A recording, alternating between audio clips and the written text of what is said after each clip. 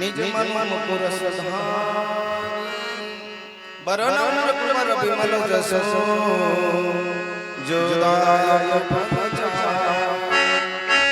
बुद्धिहीन तन जानिके सुमिरो पवन कुमार बल विद्या देहि हरि हरि बोले सविकार जय हनुमान ज्ञान सागर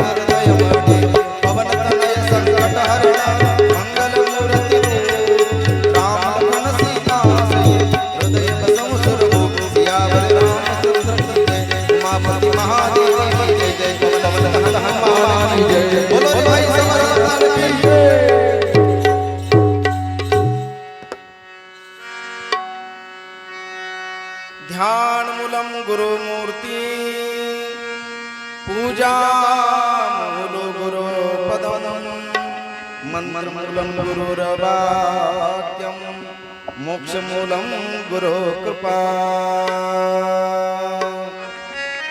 वसुदेव सुतं देवं कंसचाणूरमर्दनं देवकी परमानंदं कृष्णं वन्दे जगद्गुरुं कर्पूरगौरं करुणावतारं संसारसारं भुजगेन्द्रहारं सदा वसतं हृदयारविन्दे भवं भवामि सहितं नमामि अलङ्कापुरी रम्यसिंहासनस्थं पदाम्भोज तेजस्वी प्रदेशं विधीन्द्रादिदैवै सदा स्तूयमानं समाधिस्मृतिं भजे ज्ञानदेवं समचरण सरोजं सान्द्रनीलाबुदावं जगन्निहितं पाणिमण्डनं मण्डनानां तरुण तुलसीमाला कंधरम कंजनेत्रम सदय धवलहास्यं विठ्ठलं चिंतयामि दयांचे केलिया स्मरण होय सकल विद्यांचे अधिकरण तेची वंदू श्री चरण श्री गुरूंचे ते नमस्कार आणि आता अभिनव वाक्विलासिनी जे चातुर्यार्थ कला कामिनी ते श्री शारदा विश्वमोहिनी नमिले मिया गंगा विशुद्धं नितपाद स्पर्शं सरोवेष्टितं चुंबितं पुण्यस्थानं सराले स्थितं तं समाधिस्थं मूर्तिं नमामि गंगा गिरियो विराजं तपोज्ञान वैराग्य भक्ति स्वरूपं सदा अलंकृतं साधु संन्यास योगं मुखे यस्य वेदांत शास्त्रार्थ नितिं नमो नारायण गिरि ब्रह्म स्वरूपं नारायणं नमस्कृतं नरे चैव नरोत्तमं देवी सरस्वती व्यासं ततो जयमुदीरयेत पुंडलीकवरधारी विठ्ठल श्री ज्ञानदेव तुकाराम हरिनाथ भगवान की जय नमस्ते व्यास विशाल बुद्धे फुल्लारविंदायत नेत्र येन त्वया भारत तैल पूर्णः प्रज्वालितो ज्ञानमय प्रदीपः ओम पूर्णमदः पूर्णमिदं पूर्णात् पूर्णमुदच्यते पूर्णस्य पूर्णमादाय पूर्णमेवावशिष्यते आइए हनुमंत जी विराजे कथा करो मति अनुसार प्रेम सहित गादी धरो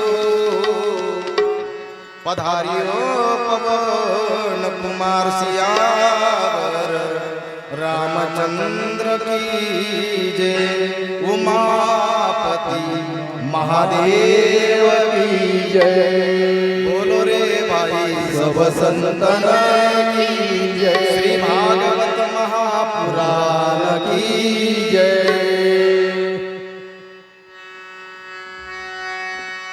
यो अंत प्रविश्यं मम वाचिमां प्रसुप्तां संजीव्यत अखिल शक्तिधर स्वधाम्नां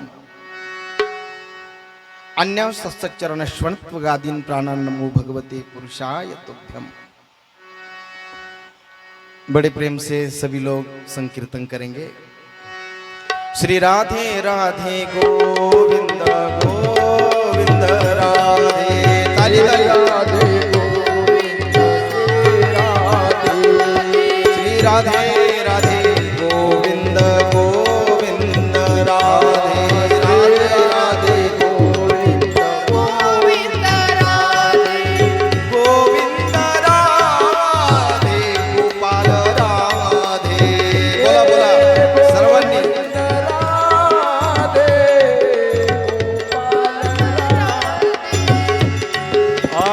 राधे राधे गोविंद गोविंद राधे राधे राधे गोविंद गोविंद राधे श्री राधे राधे गोविंद गोविंद राधे राधे राधे गोविंद गोविंद राधे सर्व सर्वजण सर्वांनी म्हणायचंय मी नका म्हणू पाठी राधे राधे गोविंद गोविंद राधे क्या बात है राधे राधे गोविंद गोविंद राधे मोठ्याने गोविंद राधे गोपाल राधे क्या बात है गोविंद राधे गोपाल राधे क्या बात है राधे राधे गोविंद गोविंद राधे राधे राधे गोविंद गोविंद राधे राधे राधे गोविंद गोविंद राधे राधे राधे गोविंद गोविंद राधे गोविंद राधे गोपाल राधे गोविंद राधे गोपाल राधे गोविंद राधे गोविंद राधे गोपाल राधे गोविंद राधे गोपाल राधे गोविंद राधे गोपाल राधे गोविंद राधे गोविंद राधे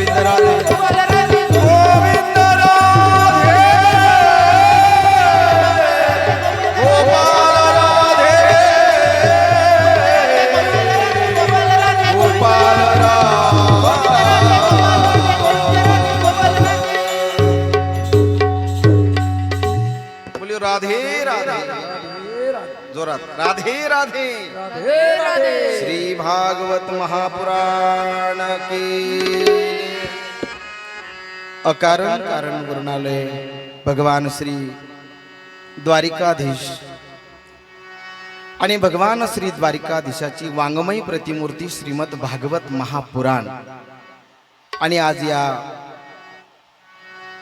कान्हेगाव या ठिकाणी भगवान नरसिंहाच्या कृपेने, भगवान कान्हेश्वराच्या कृपेने, योगीराज सद्गुरु गंगागिरीजी महाराजांच्या कृपेने, गुरुवर्य ब्रह्मलीन संत नारायणगिरीजी महाराजांच्या कृपा आशीर्वादाने आजपासून त्रिदिनी भागवत कथा सप्ताह म्हणण्यापेक्षा त्रिदिनाची भागवत चर्चा श्रीमद भागवत महापुराण या ग्रंथावर 3 दिवस तुम्ही आम्ही खेळीमेळी गदारोळी आनंदे. त्रिदिनीचा हा सप्ताह किम कारणास्तव, काय कारणास्तव आपणा सर्वांना ज्ञात आहे. वैकुंठवासी कैलासवासी तात्या यांना जाऊन 1 वर्ष पूर्ण झालं आणि त्यांच्या साहेबराव चांगदेव पाटील जगताप यांच्या द्वितीय पुण्यस्मरणाच्या निमित्ताने आयोजित असलेली ही श्रीमद भागवत कथा आणि या कथेचे आयोजक समस्त जगताप पाटील परिवार, आदी करून त्यांचे 3ही चिरंजीव कन्या हरिभक्त परायण आमचे मित्र जनार्दन साहेबराव पाटील जगताप, कैलास महाराज साहेबराव पाटील जगताप आणि दत्तात्रय साहेबराव पाटील जगताप, त्याचप्रमाणे अलका दिदी ताई, असा पाठीमागे असणारा परिवार, आमचे आईसाहेब आणि समस्त जगताप परिवार खऱ्या अर्थाने त्यांच्या पुण्यस्मरणाच्या निमित्ताने ही त्रिदिनी भागवत कथेचं सुंदर असं आयोजन नियोजन या ठिकाणी केलेलं आहे. सर्वप्रथम आपण त्या आयोजकांसाठी एक वार जोरदार टाळी वाजवून आपण त्यांचा सन्मान करूया, स्वागत करूया. ज्या ज्या वेळेस श्रीमद भागवताची चर्चा येते महाराज, बघा तुम्ही किती भाग्यवान दिवस आहे आजचा. एखादा गेल्यानंतर महाराज त्याची आठवण फार झालं तर एखादं वर्ष लोक काढतात, परंतु बघा द्वितीय पुण्यस्मरण आहे आणि या द्वितीय पुण्यस्मरणाच्या निमित्ताने असलेली ही श्रीमद भागवत कथा आहे. या कथेसाठी आज व्यासमंचावर विराजमान असलेले सर्व गुणीजन, त्यामध्ये प्रामुख्याने प्रमुख आशीर्वादासाठी या ठिकाणी आपल्याला लाभलेले गुरुवर्य आचार्य भगवान महाराज शास्त्री यांचंही आगमन या ठिकाणी झालं. आपण जोरात टाळी वाजवून त्यांचं देखील स्वागत करूया. धन्य आजी दिन झाले संतांचे दर्शन, या उक्तीप्रमाणे महाराज श्रींचं आगमन या ठिकाणी झालं. आपल्या पंचकृषीमध्ये महाराजांचं नाव किंबहुना महाराजांचं जे कार्य आहे, आध्यात्मिक कार्य आहे, हे कार्य आपणा सर्वांना ज्ञात आहे. आणि वास्तविक पाहता आम्ही संध्याकाळीच महाराजांची आठवण काढली, परंतु गडबडीमध्ये फोन करायचं विसरून गेलो. परंतु आपण जरी विसरलो तरी सुद्धा सत्कार्यासाठी कुणाच्या निमंत्रणाची गरज नसते. कथेसाठी कीर्तनासाठी कुणाच्या निमंत्रणाची वाट पाहू नये, या उक्तीने महाराज श्री या ठिकाणी वेळेवर हजर झाले, त्याबद्दल मी त्यांना धन्यवाद देतो. त्यांच्यासोबत आमचे बाबासाहेब महाराज लासुरे पाटील तेही या ठिकाणी उपस्थित झालेले आहेत. या कार्यक्रमाचं चित्रीकरण करण्यासाठी आमचे नांदूरखिऊन आमचे ओम महाराज आले, त्यांनाही मी धन्यवाद देतो. त्यांच्यासोबत आलेले त्यांनाही या ठिकाणी मी धन्यवाद देतो. या कार्यक्रमाचे सुंदर असं नियोजन आयोजन करताना सुंदर असा मंडप आणि सुंदर अशी साऊंड व्यवस्था, या साऊंड व्यवस्थेसाठी आमचे यश महाराज लकारे यांची साऊंड व्यवस्था या ठिकाणी आहे. सुंदर अशी त्यांची ऑपरेटिंग आहे. यासाठी एकदा जोरदार आपण टाळी वाजवून त्यांचंही सुरुवातीला स्वागत करूया. या कार्यक्रमाची साथसंगतीची जबाबदारी, संपूर्ण जबाबदारी आमचे मित्र हरिभक्त परायण कृष्णाजी महाराज लकारे मृदंग सम्राट यांचं या ठिकाणी तबल्याची मला साथ होणार आहे. यांच्यासाठी सुद्धा एकदा जोरदार आपण टाळी वाजवून स्वागत करूया. हार्मोनियमची साथ करण्यासाठी या ठिकाणी उपस्थित आहेत आमचे भोजडे गावचं वैभव, आपल्या तालुक्याचं वैभव, आमचे पारमार्थिक मार्गदर्शक हरिभक्त परायण प्रकाश नाना गायकवाड महाराज यांच्यासाठी सुद्धा एकदा जोरदार टाळी वाजवून या ठिकाणी स्वागत आहे. श्री नवनाथ कथा चरित्रकार आमचे रावसाहेब नाना भाकरे महाराज त्यांचं देखील टाळी वाजून आपण स्वागत करूया. तेही या ठिकाणी सात संगतीसाठी उपस्थित आहेत. या ठिकाणी आमचे अनंत महाराज असतील टेके, त्याचप्रमाणे हर्षल महाराज टेके हे देखील या ठिकाणी उपस्थित आहेत. त्यांचंही आपण टाळी वाजून या ठिकाणी स्वागत करायचं आहे. व्यासमंचावर विराजमान असलेले सर्व गुणीजन आदी करून उपस्थित माझ्या समोर या ठिकाणी जगताप वस्तीवर आलेले आणि या कथा पंडलमध्ये बसलेले आपण सर्वजण भाग्यवान श्रोते. खरं तर मी भाग्यवान हा शब्द का वापरला यावरही आपण चर्चा करू. परंतु महाराज तुम्ही सर्वजण भाग्यवान आहात त्याचं कारण आहे महाराज. कथा श्रवण करण्यासाठी भाग्यच लागतं महाराज. भाग्याशिवाय हे होत नाही. देव कृपेशिवाय कथा श्रवण करायला मिळत नाही. कारण तुम्ही जी भक्ती करत आहात ना, ही भक्तीच मुळात काय आहे, सर्व भक्तीमध्ये नवविधा भक्तीमध्ये एक नंबरची भक्ती जर असेल बाबासाहेब महाराज तर ती श्रवण भक्ती आहे. चौधरी पाटील ह्या एक नंबर या भक्तीला का मिळाला? मी नाही दिला, तो नंबर दिला आमच्या नारद महर्षींनी. नारद महर्षी नारद भक्तिसूत्रामध्ये गोड वर्णन करतात महाराज. श्रवणम कीर्तनम विष्णू स्मरणम पादसेवनम अर्चनम वंदनम दास्यम सख्यम आत्मनिवेदनम. श्रवणम कीर्तनम विष्णू स्मरणम पादसेवनम वंदनम दास्यम सख्यम आत्मनिवेदनम. श्रवणम कीर्तनम विष्णू स्मरणम पादसेवनम अर्चनम वंदनम दास्यम सख्यम आत्मनिवेदनम. नवविधा भक्ती. मी थोडसा लगेच जागेवर स्पीड घेतला, त्याचं कारण आहे वेळ थोडा आहे. 3 दिवसामध्ये भागवत कथा सांगायची म्हणजे तारेवरची कसरत आहे. संपूर्ण भागवत कथा होणं शक्यच नाही. परंतु महाराज जशी जशी आपल्याला चर्चा करता येईल त्या त्या पद्धतीने आपण चर्चा करणार आहोत. कारण श्रीमद भागवत कथा भाग्यात असेल तरच सेवन करायला मिळते. कसं काय? अहो ही भागवत कथा कशासाठी सेवन करायची, ही भागवत कथा कोणी कुणाला सांगितली आणि या भागवत कथेची निर्मिती झाली कशासाठी हे आपल्याला बघायचे. आपण भाग्यवान आहात. मी हे सुरुवातीलाच बोललो, त्याचं कारण आहे श्रीमद भागवत कथेने महत्वाचं काय होतं. श्रीमद भागवत कथेने सर्वात महत्वाचं मरण मंगलमय होतं. काय होतं बोला? मरण. कसं काय बोलता महाराज? मरण आणि मंगल हा शब्द तरी जुळतो का? नाही जुळत. अरे मरण आणि मंगल शब्द कसा आहे? विरोधाभासातला शब्द आहे. मृत्यू आणि मंगलता कसं शक्य आहे? अरे मृत्यू आणि मांगल्यता शक्यच नाहीये. मृत्यूमध्ये कुठं मंगलता असते का? मृत्यूमध्ये कुठं मांगल्यता असते का? मृत्यू कधी कुणाला चांगला वाटतो का? मृत्यू कुणाला बरा वाटतो का? झालं. तुम्ही म्हणाल महाराजांनी सुरुवातच अशी केली का पहिल्या बॉल मध्येच त्यांनी काय केलं? उडवून टाकला आम्हाला. घाबरू नका. श्रीमद भागवत कथा श्रवण करणाऱ्याला गुरु मरण येत नाही. वाक्य परत एकदा बोलतो, अधोरेखित करा.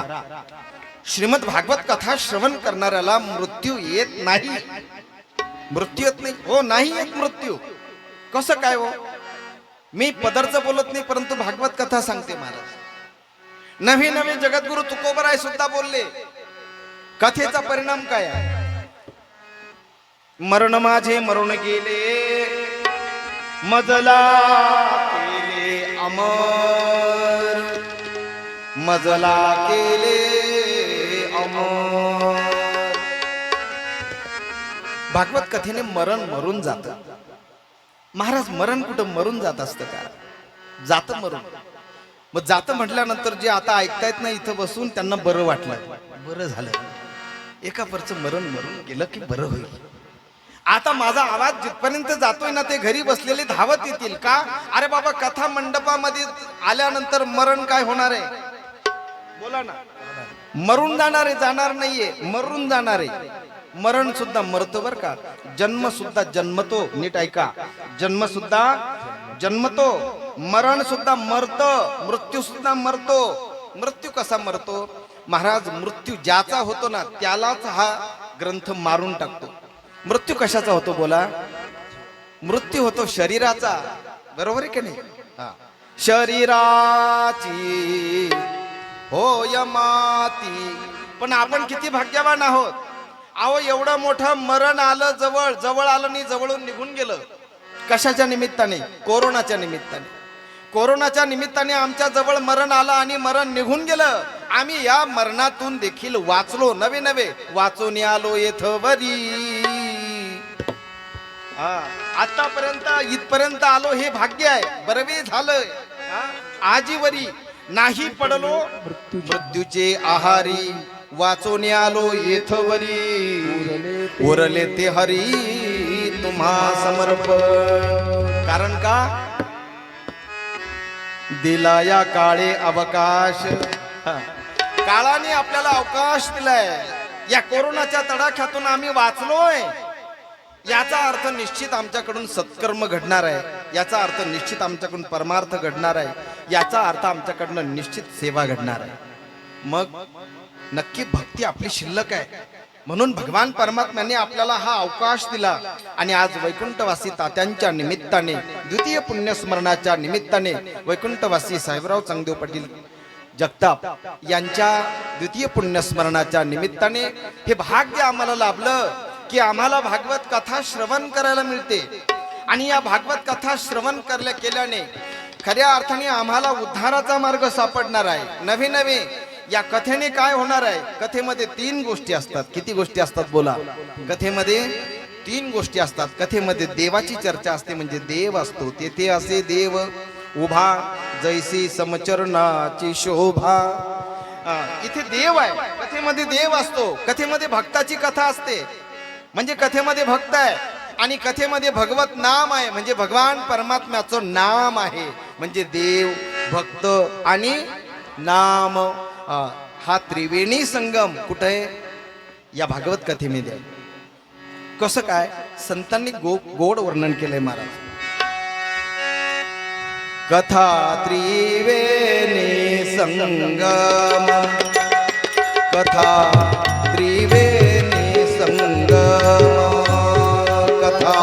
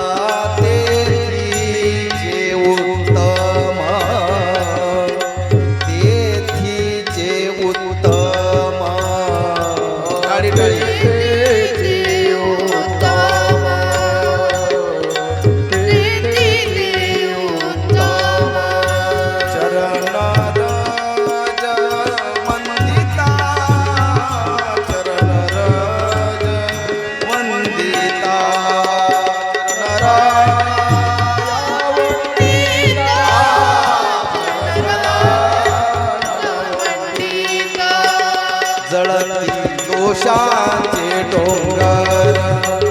जळती दोषांचे डोंगर. जळती दोषांचे डोंगर.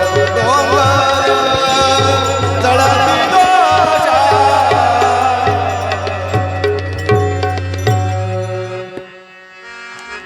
टाळी जर वाजवली तर चालेल ना? चालेल चालेल. अजून या सरकारने टाळीवर दादा सुनील दादा GST आणला. असं गाणं, छानसं गाणं ऐकलं, छानसं भजन ऐकलं की टाळी वाजवावी. एखादं वाक्य तुम्हाला आवडलं, टाळी वाजवावी, आहे की नाही? त्याच्यावर अजूनपर्यंत GST आला. हा, जोरात टाळी वाजव, जोरात. कथा त्रिवेणी संग देव भक्त आणि नाम. तेथीचे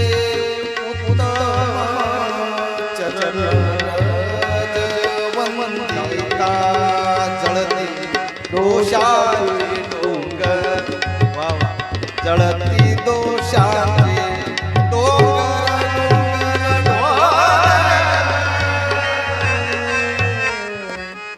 डोंगर जळतील पण कशाचे? अरे बाबा, दोषांचे डोंगर. आपण आपल्या कर्माने कळत न कळत आपल्या हातून घडलेलं पाप या पापाचे जे डोंगरच्या डोंगर आणि डोंगरच्या डोंगर जाळण्याचं सामर्थ्य कशामध्ये आहे बोला? कथेमध्ये आहे. का? इथं देव भक्ताची आणि भगवत नामाची चर्चा आहे. भगवंताचं नामही मुखामध्ये येणार आहे, भगवंताच्या भक्ताचं नामही मुखामध्ये येणार आहे आणि देवाचं दिव्य असं नाम मुखामध्ये येणार आहे. आणि ही सगळी चर्चा कुठे होणार आहे? कथेमध्ये होणार आहे. आणि म्हणून आपण भाग्यवान आहोत की आपण श्रीमद भागवत कथा श्रवण करीत आहोत.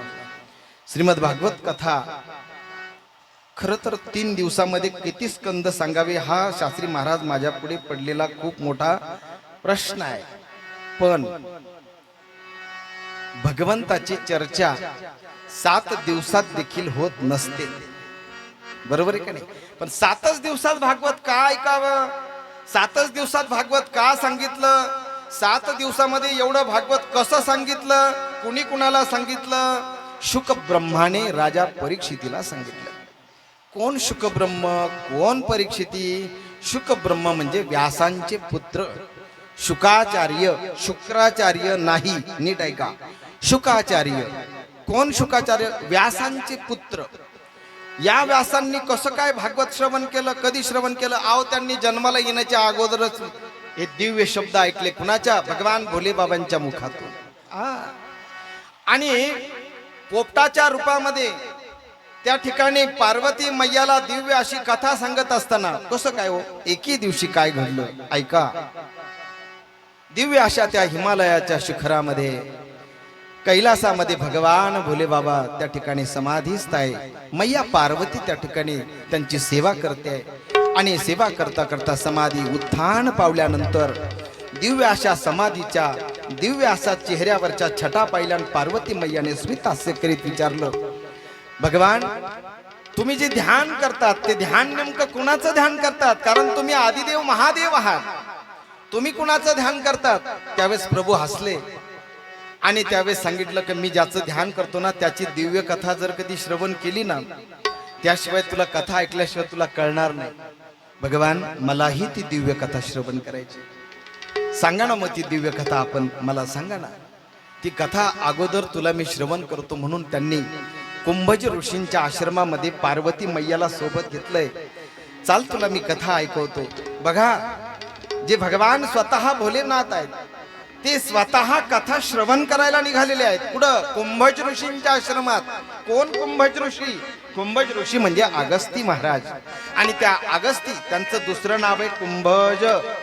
त्या अगस्तींच्या आश्रमामध्ये भगवान पार्वती मैयाला घेऊन ज्यावेळेस आलेले आहेत महाराज त्यावेळेस अगस्ती महाराजांनी भगवान भोले बाबांना येताना पाहिलं पंडालमध्ये. काय काय असेल? भगवान स्वतः कथा ऐकायला बसणार आहे. आणि अगस्ती महाराजांना प्रश्न पडलाय की यांना नेमकं आसन द्यावं कुठं? पण कथा श्रवण करायला समोरच बसावं, ठीक आहे, समोरच बसावं. आणि ती कथा त्या ठिकाणी श्रवण करण्यासाठी ज्यावेळेस बसलेले आहेत भोले बाबा, पार्वती मैया, अगस्ती महाराज त्या ठिकाणी व्यास आहेत, ते कथा सांगतायत महाराज. आणि भगवंताचं भजन सुरू झालेलं आहे. श्रीराम जय राम जय जय राम, श्रीराम जय राम जय जय राम, श्रीराम जय राम जय जय राम, श्रीराम जय राम जय जय राम, श्रीराम जय राम जय जय राम, श्रीराम जय राम जय जय राम, श्रीराम जय राम जय जय राम.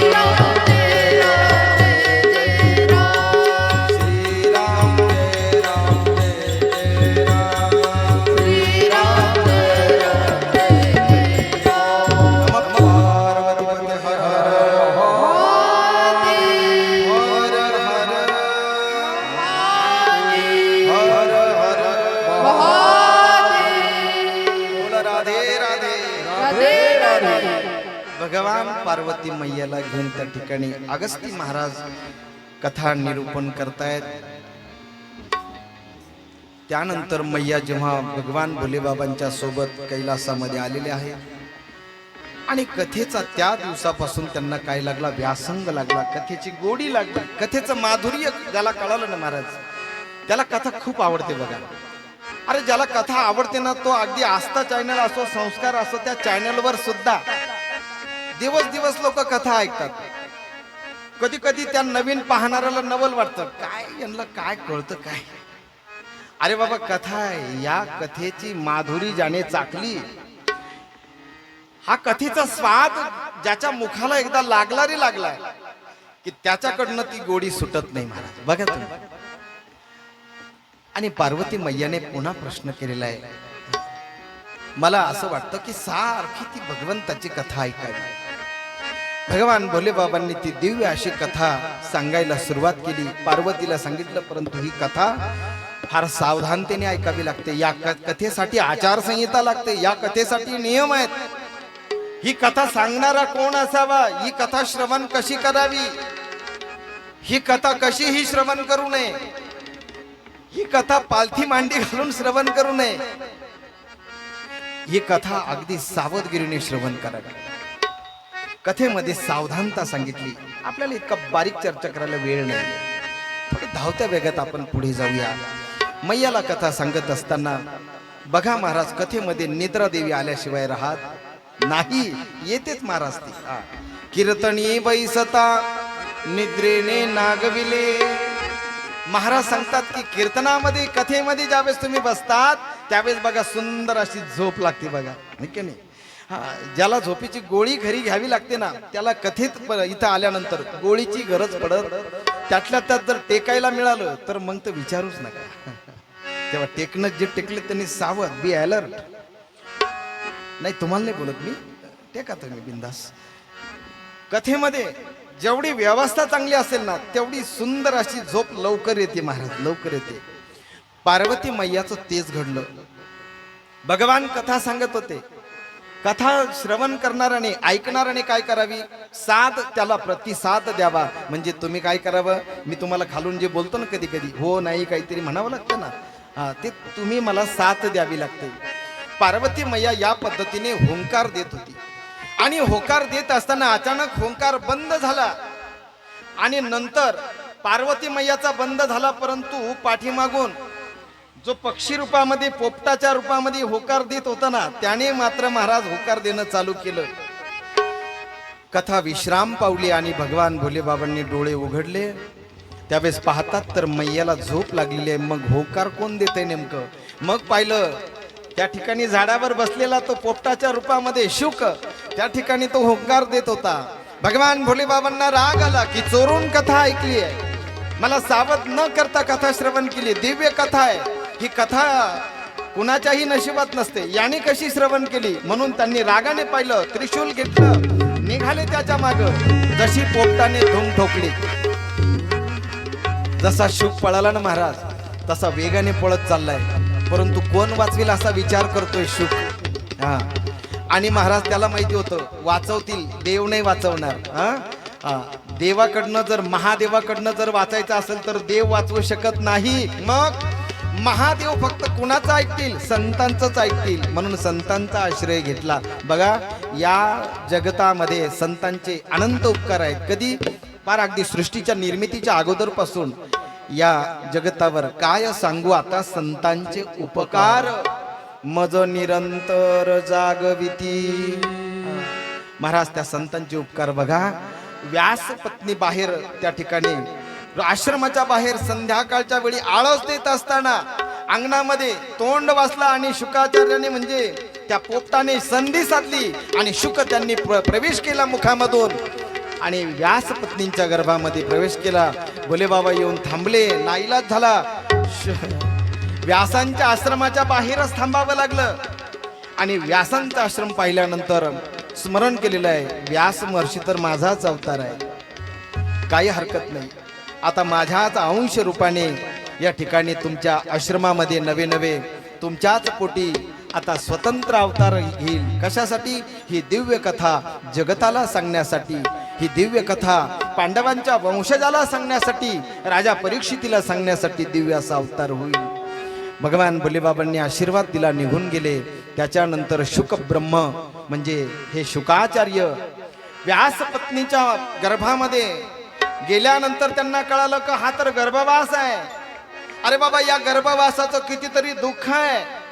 पर बाहेर जर पडायचं असलं तर आता जिकडून प्रवेश केला तिकडून बाहेर पडता येणार नाही. कारण आता कळालं, आता तर अवतार घ्यावाच लागणार आहे. मग आता अवतार घ्यायचा, परंतु आता संसारात जायचं. आणि या संसाराच्या मायेने जर कधी मला स्पर्श केला तर माझ्या ब्रह्मचर्याचं काय? आणि मग जे जपलंय मी आतापर्यंत त्याचं काय? असा विचार करत करत वर्ष होऊन गेलं. किती वर्ष झाली? 1 वर्ष, 2 वर्ष, 3 वर्ष, 4 वर्ष, 5 वर्ष नाही हो, तब्बल 12 वर्ष भगवान शुक ब्रह्म गर्भामध्ये थांबलेत महाराज. आणि ती ब्राह्मणाचं पोर खऱ्या अर्थाने ब्राह्मणाचं पोर एक खेळाचं ब्यालं. 12 वर्ष लपाले रे, कापत कापत बाहेर आलं. तापत तापत बाहेर आले. नागराचं पळून गेले रे. पळून गेले रे. ऐक खेळिया तुझं सांगतो जाणून खेळ खेळी रे. ऐक खेळिया तुझं हरी सांगतो बोल. जाणून खेळ खेळी रे. ऐक खेळिया तुझं सांगतो जाणून खेळ खेळी रे. ऐक खेळिया तुझं सांगतो जाणून खेळ खेळी रे. ब्राह्मणाचे पोर एका खेळासी झाले. 12 वर्षे लपाले रे, 12 वर्षे लपाले रे. कापत कापत बाहेर आले, कापत कापत बाहेर. ते नागवेची पळून गेले रे, नागवेची पळून गेले. ऐक खेळिया तुझं सांगितल्यासे जाणून खेळ खेळे रे. ऐक खेळिया तुझं सांगितल्यासे जाणून खेळ. ऐक खेळिया तुझं सांगितल्यासे जाणून खेळ. गोपाल कृष्ण भगवान की जय. भगवान श्री शुक ब्रह्म 12 वर्ष आईच्या गर्भामध्ये राहिले. शेवटी व्यास महर्षी त्या विचार करतायत की किती या मातेला त्रास आहे महाराज. आणि शेवटी गर्भाजवळ जाऊन ते विनंती करतायत महाराज व्यास महर्षी शुक ब्रह्माला. आणि विनंती करतायत की कमीत कमी माझ्याकडे जाऊ दे, पण त्या मातेचा तर विचार कर. अरे 9 महिने जर कधी तिला पोटामध्ये वागवायचं म्हटलं तर कितीतरी कष्ट आहे. आणि त्या मातेच्या कष्टाचा तुला अजिबात विचार नाही. शुक ब्रह्माने सांगितलं मी बाहेर येईल, परंतु मला असा शब्द द्या की ही बाहेरची माया मला स्पर्श करणार नाही. व्यास महर्षी म्हटले मी तर शब्द देईलच देईल, परंतु मी आदिनाथ उमाशंकरांना सुद्धा सांगतो, ते सुद्धा स्वतः शब्द द्यायला येतील. मग तर झालं, हो मग मी ऐकेल. स्वतः यावं लागलं आदिनाथांना आणि विनंती करावी लागली शुक ब्रह्माला. आणि त्या विनंतीला मान देऊन महाराज शुक ब्रह्मांचं प्रागट्य झाले. बोलिये शुक ब्रह्म भगवान की जय. वास्तविक घाबरले होते. ब्राह्मणाचे पोर एका खेळाशी भ्याले, या खेळाला घाबरले होते महाराज. पण शेवटी महाराज नागवीचे 12 वर्षाचे तसेच प्रगट झाले. आणि प्रगट झाल्यानंतर पळतच सुटले महाराज. जसे पळत सुटले व्यास महर्षी आवाज देताय शुका शुका थांब, शुका शुका थांब, शुका. परंतु शुक ब्रह्म मात्र थांबायला तयार नाहीये. शुक ब्रह्म वेगात निघालेले आहे. असं सांगतात की त्यावेळेस झाडं, लता, वेली सगळेजण शुकाचार्यांचं दर्शन घेत होते. कारण दिव्य असं ते दर्शन होतं. आणि खऱ्या अर्थाने आज साक्षात ब्रह्मच पळते की काय सर्वजण बघत होते. शुक ब्रह्म जंगलाच्या दिशेने पळत चाललेले आहे. सरोवराजवळ काही माता माऊल्या स्नान करीत होत्या. त्या धुणं धुत होत्या. त्यावेळेस त्यांनी बघितलं, परंतु नागवा असलेला 12 वर्षाचा शुकाचार्य पाहून त्यांच्या मनात अजिबात वाईट काहीच कल्पना आल्या नाही. त्यांच्या पाठीमागून ज्यावेळेस व्यास महर्षी आले, व्यासांना पाहून त्या स्त्रिया लगेच लगबगीने लज्जा सावरू लागल्या, पदर घेऊ लागल्या, कुणी अंग झाकू लागल्या. व्यासांनी त्यांना विचारलं, माझ्या समोर ज्यावेळेस माझा पुत्र 12 वर्षाचा तर्णाबाण पुत्र ज्यावेळेस तुमच्या जवळून गेला त्यावेळेस तुम्हाला काहीच वाटलं नाही, आणि मी म्हातारा, पण तरी सुद्धा तुम्ही मला पाहून लज्जा रक्षण करतायत. त्यावेळेस त्यांनी त्या स्त्रियांनी सांगितलं, जो अगोदर जो गेला ना त्याच्या मनामध्ये काहीच भाव नव्हता, तो निष्काम होता. नवे नवे त्याचा जो भाव होता, निर्माण मोहा जित संग दोषा अध्यात्मनित्या विनिवृत्त काम द्वैर्विमुक्ता सुख दुःख सौधीर. क्या बात है, बस बस बस. निर्माण मोहा जित संग दोषा अध्यात्मनित्या विनिमुक्त कामा द्वंद्व विमुक्ता सुख दुःख सौधीर गच्छन्ति मूढा तप न तन्मयम. महाराज निर्माण मोह, त्याच्या मनामध्ये मोह अजिबात नव्हता, त्याच्यामध्ये कामना अजिबात नव्हती, त्याच्यामुळे काही लाजायचं काही कारण नव्हतं. कारण महाराज ते चालतं बोलतं कोण आहे, साक्षात ब्रह्म आहे. व्यासांनी खूप प्रयत्न केला परंतु नाही. त्याच्यानंतर जंगलामध्ये ज्यावेळेस गेले शुकब्रह्म त्यावेळेस व्यास महर्षींनी नंतर काही विद्यार्थी पाठवले, आणि विद्यार्थी पाठवल्यानंतर त्यांना श्रीमद भागवताचे काही श्लोकाचा पाठ दिलेला आहे त्या विद्यार्थ्यांना. आणि ते विद्यार्थी जंगलामध्ये भटकत असताना हे श्लोक त्यांच्या मुखामध्ये चाललेले महाराज.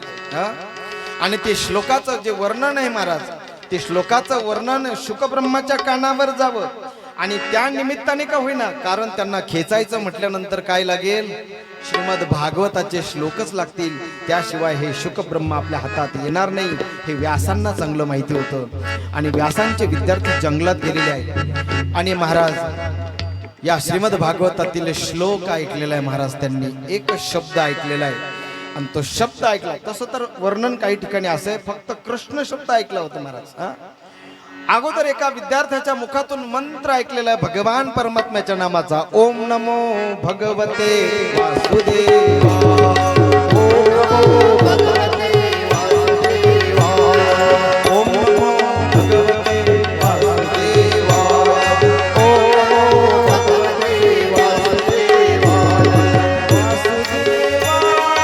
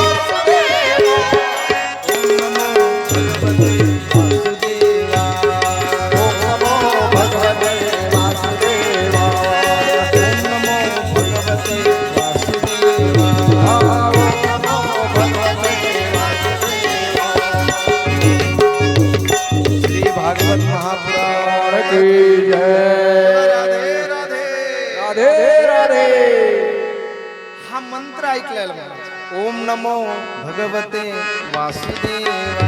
रिंगण कलर, सगळे विद्यार्थी आनंद विभोर होऊन नाचत होते, कोणी हात वर करून नाचत होते. तुम्ही ती पंढरीच्या वारीमध्ये जे वारकरी आहेत महाराज रिंगण करतात वाखरीला, बरोबर आहे की नाही. आम्ही हा आनंद आम्हाला यावर्षी अनुभवायला मिळाला. आम्ही ज्यावेळेस महाराजांसोबत गेलो, शास्त्रीजी महाराजांच्या सोबत, त्यावेळेस आम्हाला कळालं वारी काय असते, आहे की नाही. म्हणजे असं नाही, याच्या आधी आम्ही 17-18 वर्ष वारी करीत होतो, परंतु महाराज माऊलींसोबतचा जो आनंद आहे काही विरळाचा आहे की नाही. कुठूनही गेलं तरी वारीचा आनंद सारखाच आहे, पण माऊलींसोबतचा आनंद काही वेगळाच आहे. त्या वारीमध्ये आम्ही बघितलं महाराज, आम्ही ज्यावेळेस त्या वाखरीच्या रिंगणामध्ये ज्यावेळेस नाही त्याच्या अगोदर कोणतं रिंगण, उभं रिंगण, तरडगावचं रिंगण, उभं रिंगण, तिथं आम्हाला चिखल थोडासा आमच्या अंगाला लागला, आम्हाला कळलंच नाही त्या आनंदामध्ये. अहो पण त्या आम्ही ते चिखलाचे कपडे पाहत होतो ना, आमच्या शेजारून काही इस्कॉनची मंडळी गेली, आणि त्या इस्कॉनची मंडळी एवढी भरलेली होती महाराज, आणि एवढी भरलेली असताना सुद्धा त्यांचं कपड्याकडे लक्ष नव्हतं, कशाकडेच लक्ष नव्हतं. आसो ऐसा कोठे आठवची नाही, देहीच विदेही भोगू दशा. आणि ते नाचत होते हात वर करून. हरे कृष्ण कृष्ण कृष्ण हरे हरे. हरे कृष्ण कृष्ण कृष्ण हरे हरे. हरे राम राम राम हरे हरे. हरे राम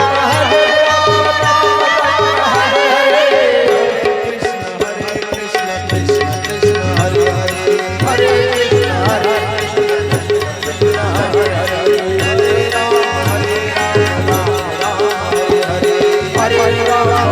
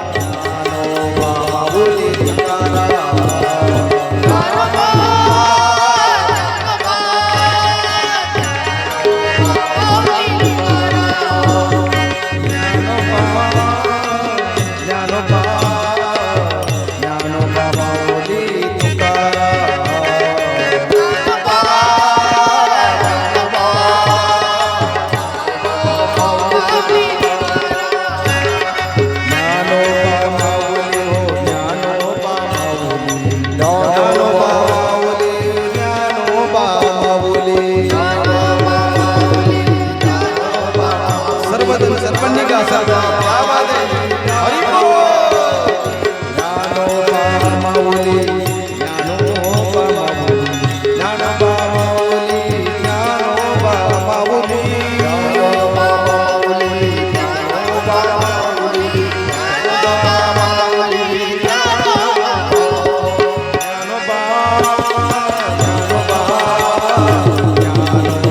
माऊली तुकाराम.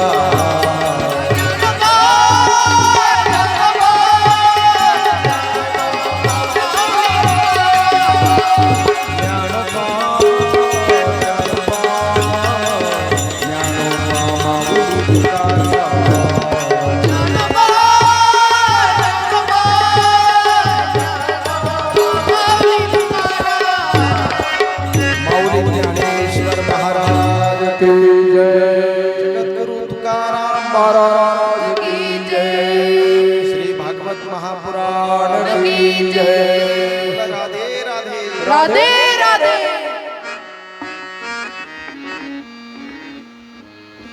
तो आनंदच बाबासाहेब महाराज वेगळा. भगवत कीर्तनामध्ये रंगून जाणं मला. रंगी रंगला रे श्रीरंगे काय बोलला असेल महाराज. तो रंग आतून येतो महाराज, आतून येतो. जाऊ दे, आपल्याला इतर चर्चा करायलाच वेळ नाही खरं तर, कारण कथा 9 वाजेपर्यंतच करायची सांगितली. काही हरकत नाही. आणि तो आनंद सगळा पाहिला शुकब्रह्माने. त्या आनंद विभोर होऊन नाचणारे विद्यार्थ्यांच्या मुखामध्ये तो शब्द ऐकला महाराज. त्या शब्दाने वेध घेतला महाराज आणि बरोबर एका विद्यार्थ्याला पकडलं महाराज. का रे, कुणी शिकवलं हे? आमच्या गुरुजींनी. आमचे गुरुजी आहेत ना, त्यांच्याकडे असे किती मंत्र आहेत, खूप मंत्र आहेत. खरंच दुसऱ्या विद्यार्थ्याला पकडून आणलं महाराज. त्याला म्हटले तुला काय येतं? हो, मग आमच्या गुरुजींनी शिकवलं ना आम्हाला. महाराज तो विद्यार्थी लगेच गायला लागला महाराज. वरहा पीलम नटवर कर्णयो कर्णिका बिभतवास कनक कपीशम वैजयंती च माला रंध्राणं वेणोरधर सुदया पुरयणं गोपवृंदे वृंदारण्यं स्वपदरमणं प्राविशत् गीतकीर्ति गोपाल कृष्ण भगवान की जय. दुसरा विद्यार्थी आला महाराज, त्याचा हा मनगट धरला. म्हटले तुला काय येतं? सच्चिदानंद रूपाय विश्वोत्पत्त्यादि हेतवे तापत्रय विनाशाय श्रीकृष्णाय कृष्णाय वयं नुमः. भगवान श्रीकृष्णाचं नाव ऐकलं शुक ब्रह्मांची समाधी लागलेली आहे. तुमचे गुरुजी मला शिकवतील? हो, आमचे गुरुजी त्याच्यासाठीच तर पाठवलंय तुम्हाला घ्यायला. मनात म्हणतात विद्यार्थी. आणि नेलं महाराज शुक ब्रह्मांना व्यासांच्या आश्रमामध्ये, व्यास महर्षींच्या दिव्य आश्रमामध्ये शुक ब्रह्माचं आगमन झाल्यानंतर त्या ठिकाणी सगळीकडे आनंदी आनंद झालेला आहे.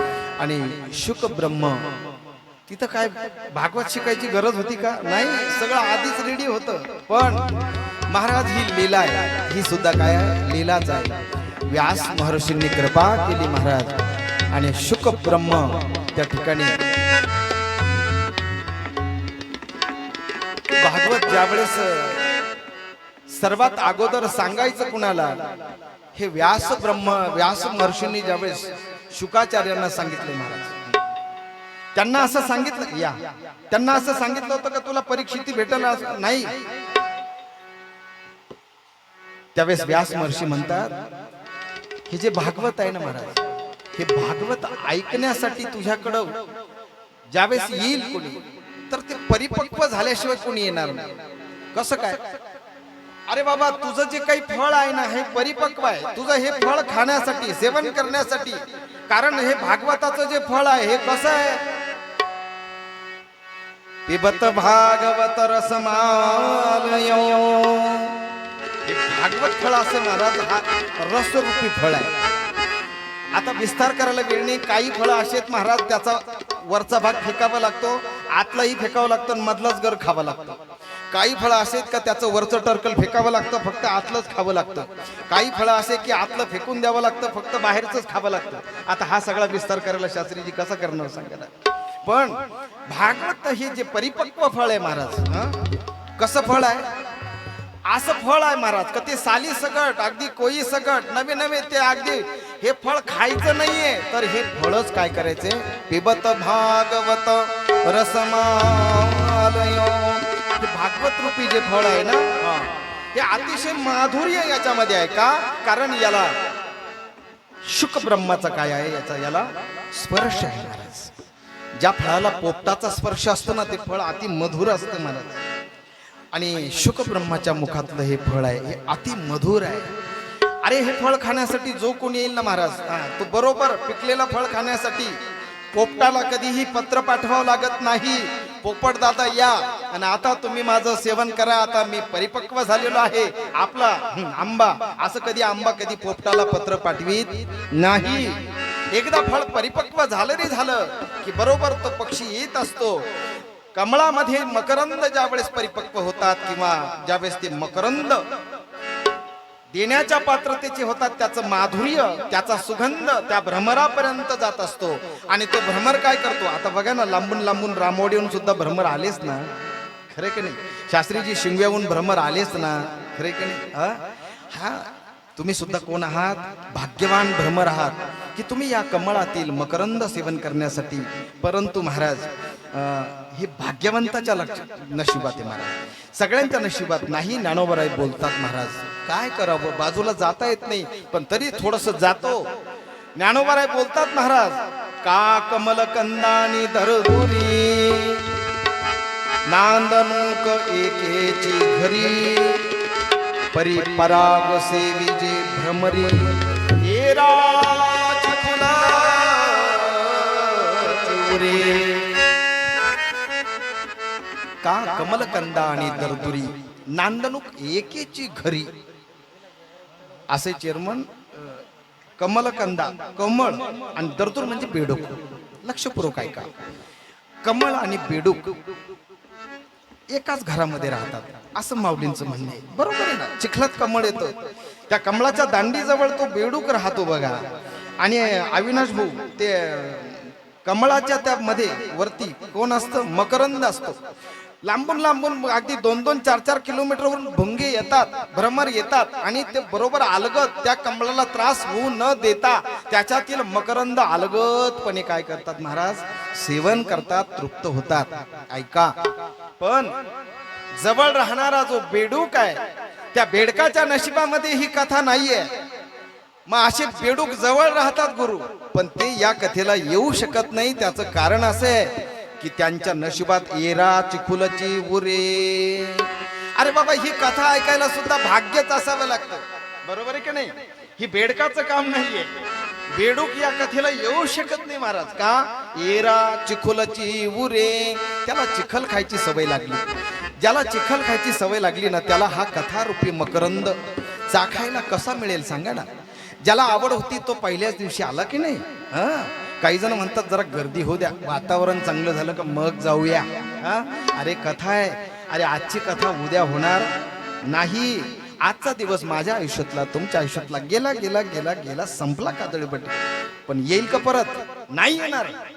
अरे आजचा दिवस तुम्ही किती कोटी रुपये दिले म्हणजे दादा येईल परत?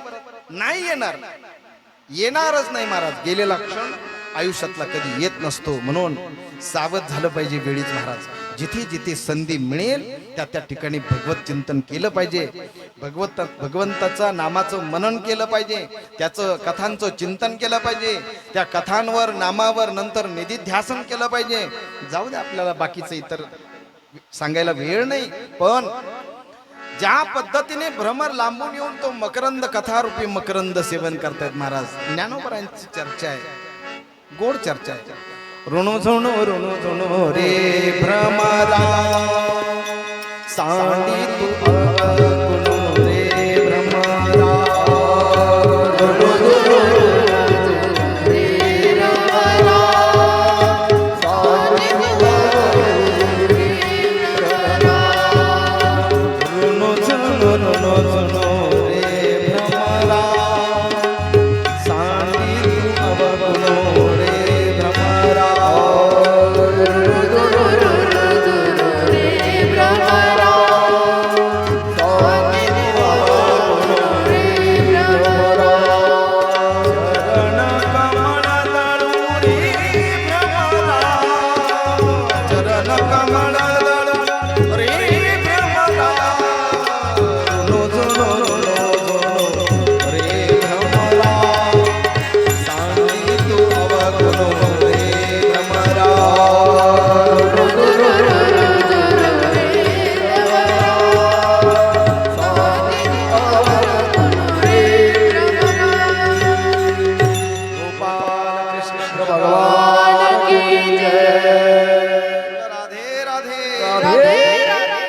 राधे राधे.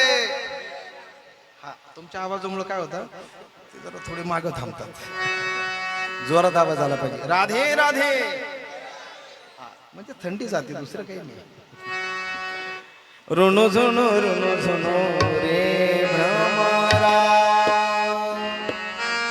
सांडी तू अवगुणो रे भ्रमरा.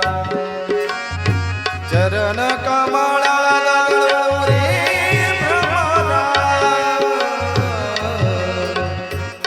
भ्रमरा. ऋणो झुणो रे भ्रमरा, सांडी तू अवगुणो रे भ्रमरा. गोपाल कृष्ण भगवान की जय. भगवान परमात्म्याच्या दिव्य अशी वाङ्मय प्रतिमूर्ती असलेलं श्रीमद भागवत महापुराण. आणि या भागवत महापुराणच्या आरंभीची महात्म्याची जी काही चर्चा केलेली महाराज, श्रीमद भागवत जे शुक ब्रह्माने राजा परीक्षितीला सांगितलेलं आहे. का परीक्षितीला सांगितलं महाराज? कारण असं आहे, महाभारती युद्धाचा प्रसंग आहे. आणि या महाभारती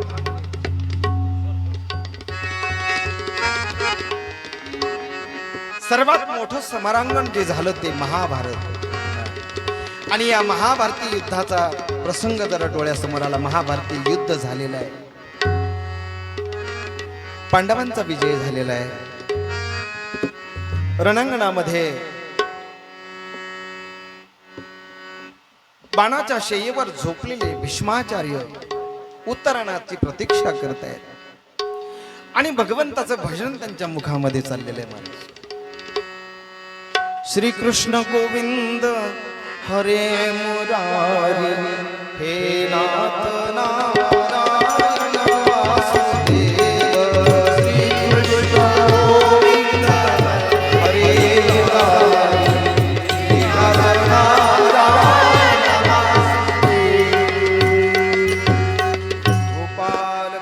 भगवान की जय. भगवंताचं भजन असं वाटतं ना, भजनच करावं आहे ना बाबासाहेब. तुम्हाला काय महाराज, मला सुद्धा तेच वाटतं. मी काय कथाकार आहे नाहीये. खरं शास्त्री महाराज, मला खरं बळजबरी तुम्ही लोकांनी बसवलं बरं का. खरं योग्यता नसताना देखील काही गोष्टी ज्यावेळेस करायचा योग येतो त्यावेळेस काय होतं ना ते बसल्याशिवाय कळत नाही. जावे त्याच्या वंशात येवा, जशी भगवंताची इच्छा. पण सेवकी करावे सांगितले. मी तो अल्पमतीहीन, काय वर्णो त्यांचे गुण. मी काय देवाचं वर्णन करावं, मी काय भगवंताची कथा सांगावी. नाही महाराज, काय म्या पामरे बोलावी उत्तरे. अरे माझ्यासारखा पामराने काय बोलावं महाराज, काय भगवत चर्चा करावी, काय तुम्हाला भागवताची कथा सांगावी.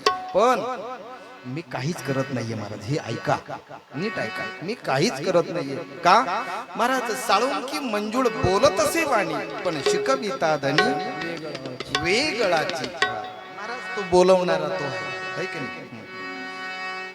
तसं तर भगवान स्वतः सांगतात महाराज. भगवान ऐलान करतात महाराज. सगळीकडे अगदी ओरडून नवे नवे गीतेमध्ये सांगितलंय ना. ज्ञानोबरायांनी त्याचं हे केलं बघा. ज्यावेळेस स्वतः छातीवर हात ठेवून सांगितलं अर्जुनाला, अहम त्वा सर्व पापेभ्यो मोक्षयिष्यामि मा शुच. अरे बाबा घाबरू नको अर्जुना, मी तुला सर्व पापातून मुक्त करीन.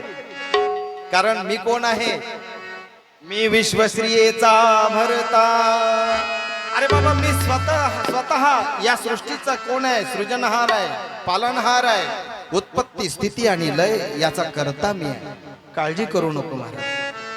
म्या बोलविल्या वेदू बोले, म्या चालविल्या सूर्य चाले, म्या हलविल्या प्राणू हाले, जगाते चाळीता मी. हा मी फक्त तिथं झाला आणि तो भगवंताला शोभतो. मी फक्त भगवंताला शोभतो. तुम्ही आम्ही आपल्याला मी शोभत नाही. काही लोक म्हणतात महाराज आमचे वडील फार भोळे होते महाराज, पण मी सगळं हे जमवलं महाराज. सगळं जमवलं. चांगलंय बाबा जमवलं. तर आता कसं जमवलं, काय जमवलं सगळ्या जगाला माहिती. कशाला त्याचा उहापोह. जाऊ द्या, आपल्याला ती चर्चा करायची नाही. पण ज्ञानोबराय ज्यावेळेस सांगतात महाराज, भगवान स्वतः सांगतात. भगवान परमात्मा त्या ठिकाणी धर्मराजाला काही गोष्टी विचारल्या तरी सुद्धा धर्मराजाला नाही सांगितल्या. का? कारण त्या चर्चा स्वतः भीष्माचार्यांच्या मुखामधून गायच्या होत्या. ज्याच्याकडनं जे सांगायचंय वदवून घ्यायचंय ना, ते त्याच्याकडनंच वदवलं पाहिजे. भगवंताने ठरवलं होतं धर्मराजाला सांगायचंय, पण कुणाच्या मुखातून? पितामह भीष्माचार्यांच्या मुखातून. आणि महाराज पितामह भीष्माचार्यांच्या मुखातून सांगण्याची वेळ आता आलेली आहे. उत्तरायणाची वाट पाहत पितामह भीष्माचार्य भगवान परमात्म्याच्या नामस्मरणामध्ये लीन आहेत. भगवत स्वरूपामध्ये ते लीन झालेले आहेत. आता फक्त काय महाराज, आता शेवटची वाट आहे. परंतु इच्छामरणी असलेले पितामह भीष्माचार्य, काय त्या पितामहांचं चरित्र आहे महाराज. महाभारतामध्ये एक असं चरित्र आहे महाराज हे पितामह भीष्माचार्यांचं, की याच्यावर जर चांगला अभ्यास आपण केला, महाभारत एकदा तरी वाचा. एकदा तरी महाभारत वाचल्याशिवाय मरू नका महाराज. जे महाभारतामध्ये आहे ना, जे सगळ्या ग्रंथात तुम्हाला कुठं सापडणार नाही, ती चर्चा तुम्हाला कुठं सापडेल? महाभारतामध्ये सापडेल. महाभारत खूप आवडीचा विषय महाराज माझा सुद्धा. आणि त्या महाभारतामध्ये पितामह भीष्माचार्य बाणाच्या शय्येवर झोपलेले आहे. अरे त्या दुर्योधनाचं जेवढं काही अन्न खाल्लं होतं त्याच्यापासून तयार झालेलं जेवढं अशुद्ध रक्त होतं ना, ते सर्व रक्त वाहून गेलेलं आहे. आणि आता शुद्ध भाव झालेला आहे महाराज. भाव ज्याचा शुद्ध झाला, दुरी नाही देव त्याला. पितामह भीष्माचार्य आता शुद्ध झालेले आहे महाराज. भगवत चिंतनाने, भगवत कीर्तनाने, भगवत नामस्मरणाने पितामह भीष्माचार्य त्या ठिकाणी भजन चाललेलं आहे महाराज. इकडे भगवान कृष्ण परमात्म्याने लीला केलेली आहे. आणि भगवान कृष्ण परमात्म्याने पाचही पांडवांना सोबत घेऊन निघालेले आहेत महाराज. कुठे? पितामह भीष्माचार्यांना भेटण्यासाठी. धर्मराजा, तुझ्या प्रश्नाची जी उत्तरं मी दिली नाही ना, ती उत्तरं तुला पितामह भीष्माचार्यांकडनं श्रवण करायची. चल माझ्या बरोबर. निघाले. द्रौपदी सुद्धा निघाली महाराज. द्रौपदी निघाल्यानंतर भगवान कृष्ण परमात्म्याने तिच्याकडे पाहिलं. तशी द्रौपदी ही जरी सख्खी बहीण नसली कृष्णाची, पण तरी सुद्धा सुभद्रेपेक्षा भगवान कृष्णाचं प्रेम हे द्रौपदीवर काय होतं? द्रौपदीसी बंधू शोभे नारायण, द्रौपदीसी बंधू शोभे नारायण, द्रौपदीसी बंधू शोभे नारायण, द्रौपदीसी बंधू शोभे नारायण.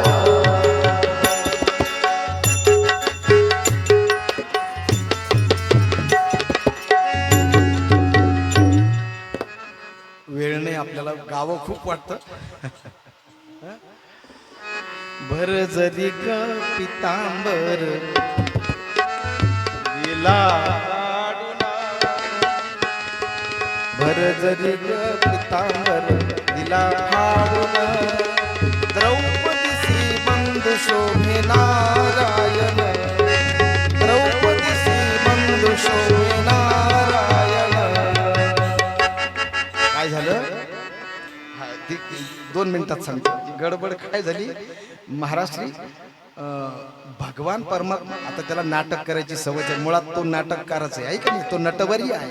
नटवर वपू कर्णयो कर्णिकारम, त्या श्लोकावर चर्चा करायची राहिली, पण तो नटवर वपू आहे. बरोबर आहे का नाही? जेवढं कृष्ण अवतारात नाटकं केली ना महाराज, तेवढ्या कोणत्याच अवतारामध्ये भगवंताने नाटकं केली?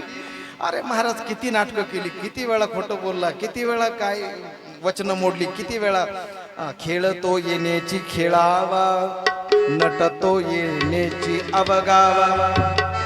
अरे महाराज, ते त्याचे खेळ त्यालाच माहिती. महाराज काय झालं? त्यांनी लीला केली, बोट कापल्याचं नाटक केलं. गुरु कशाचं? बोट कापलं. आता बोट कापल का? त्याचं कसं काय कापल? नैनम चिंदती शस्त्राणी, नैनम दहती पावकाः, न चैनम क्लेद्यांत्या न शोषयती मर्तः. स्वतः भगवान सांगतात की अरे बाबा, नैनम छिंदती शस्त्राणी, अरे बाबा मी शस्त्राने कापल्या जात नाही. मग मला वारा उडवू शकत नाही, मला अग्नी जाळू शकत नाही, मला पाणी बुडवू शकत नाही. मग असं देवाचं बोट कापल का? जाऊ दे, आता चला पुढे. बोट कापलं बॉय एकदाच. बोट कापलं आणि नेमकं नारद महर्षी जवळ आल्यावर कापलं बरं का, मुद्दाम.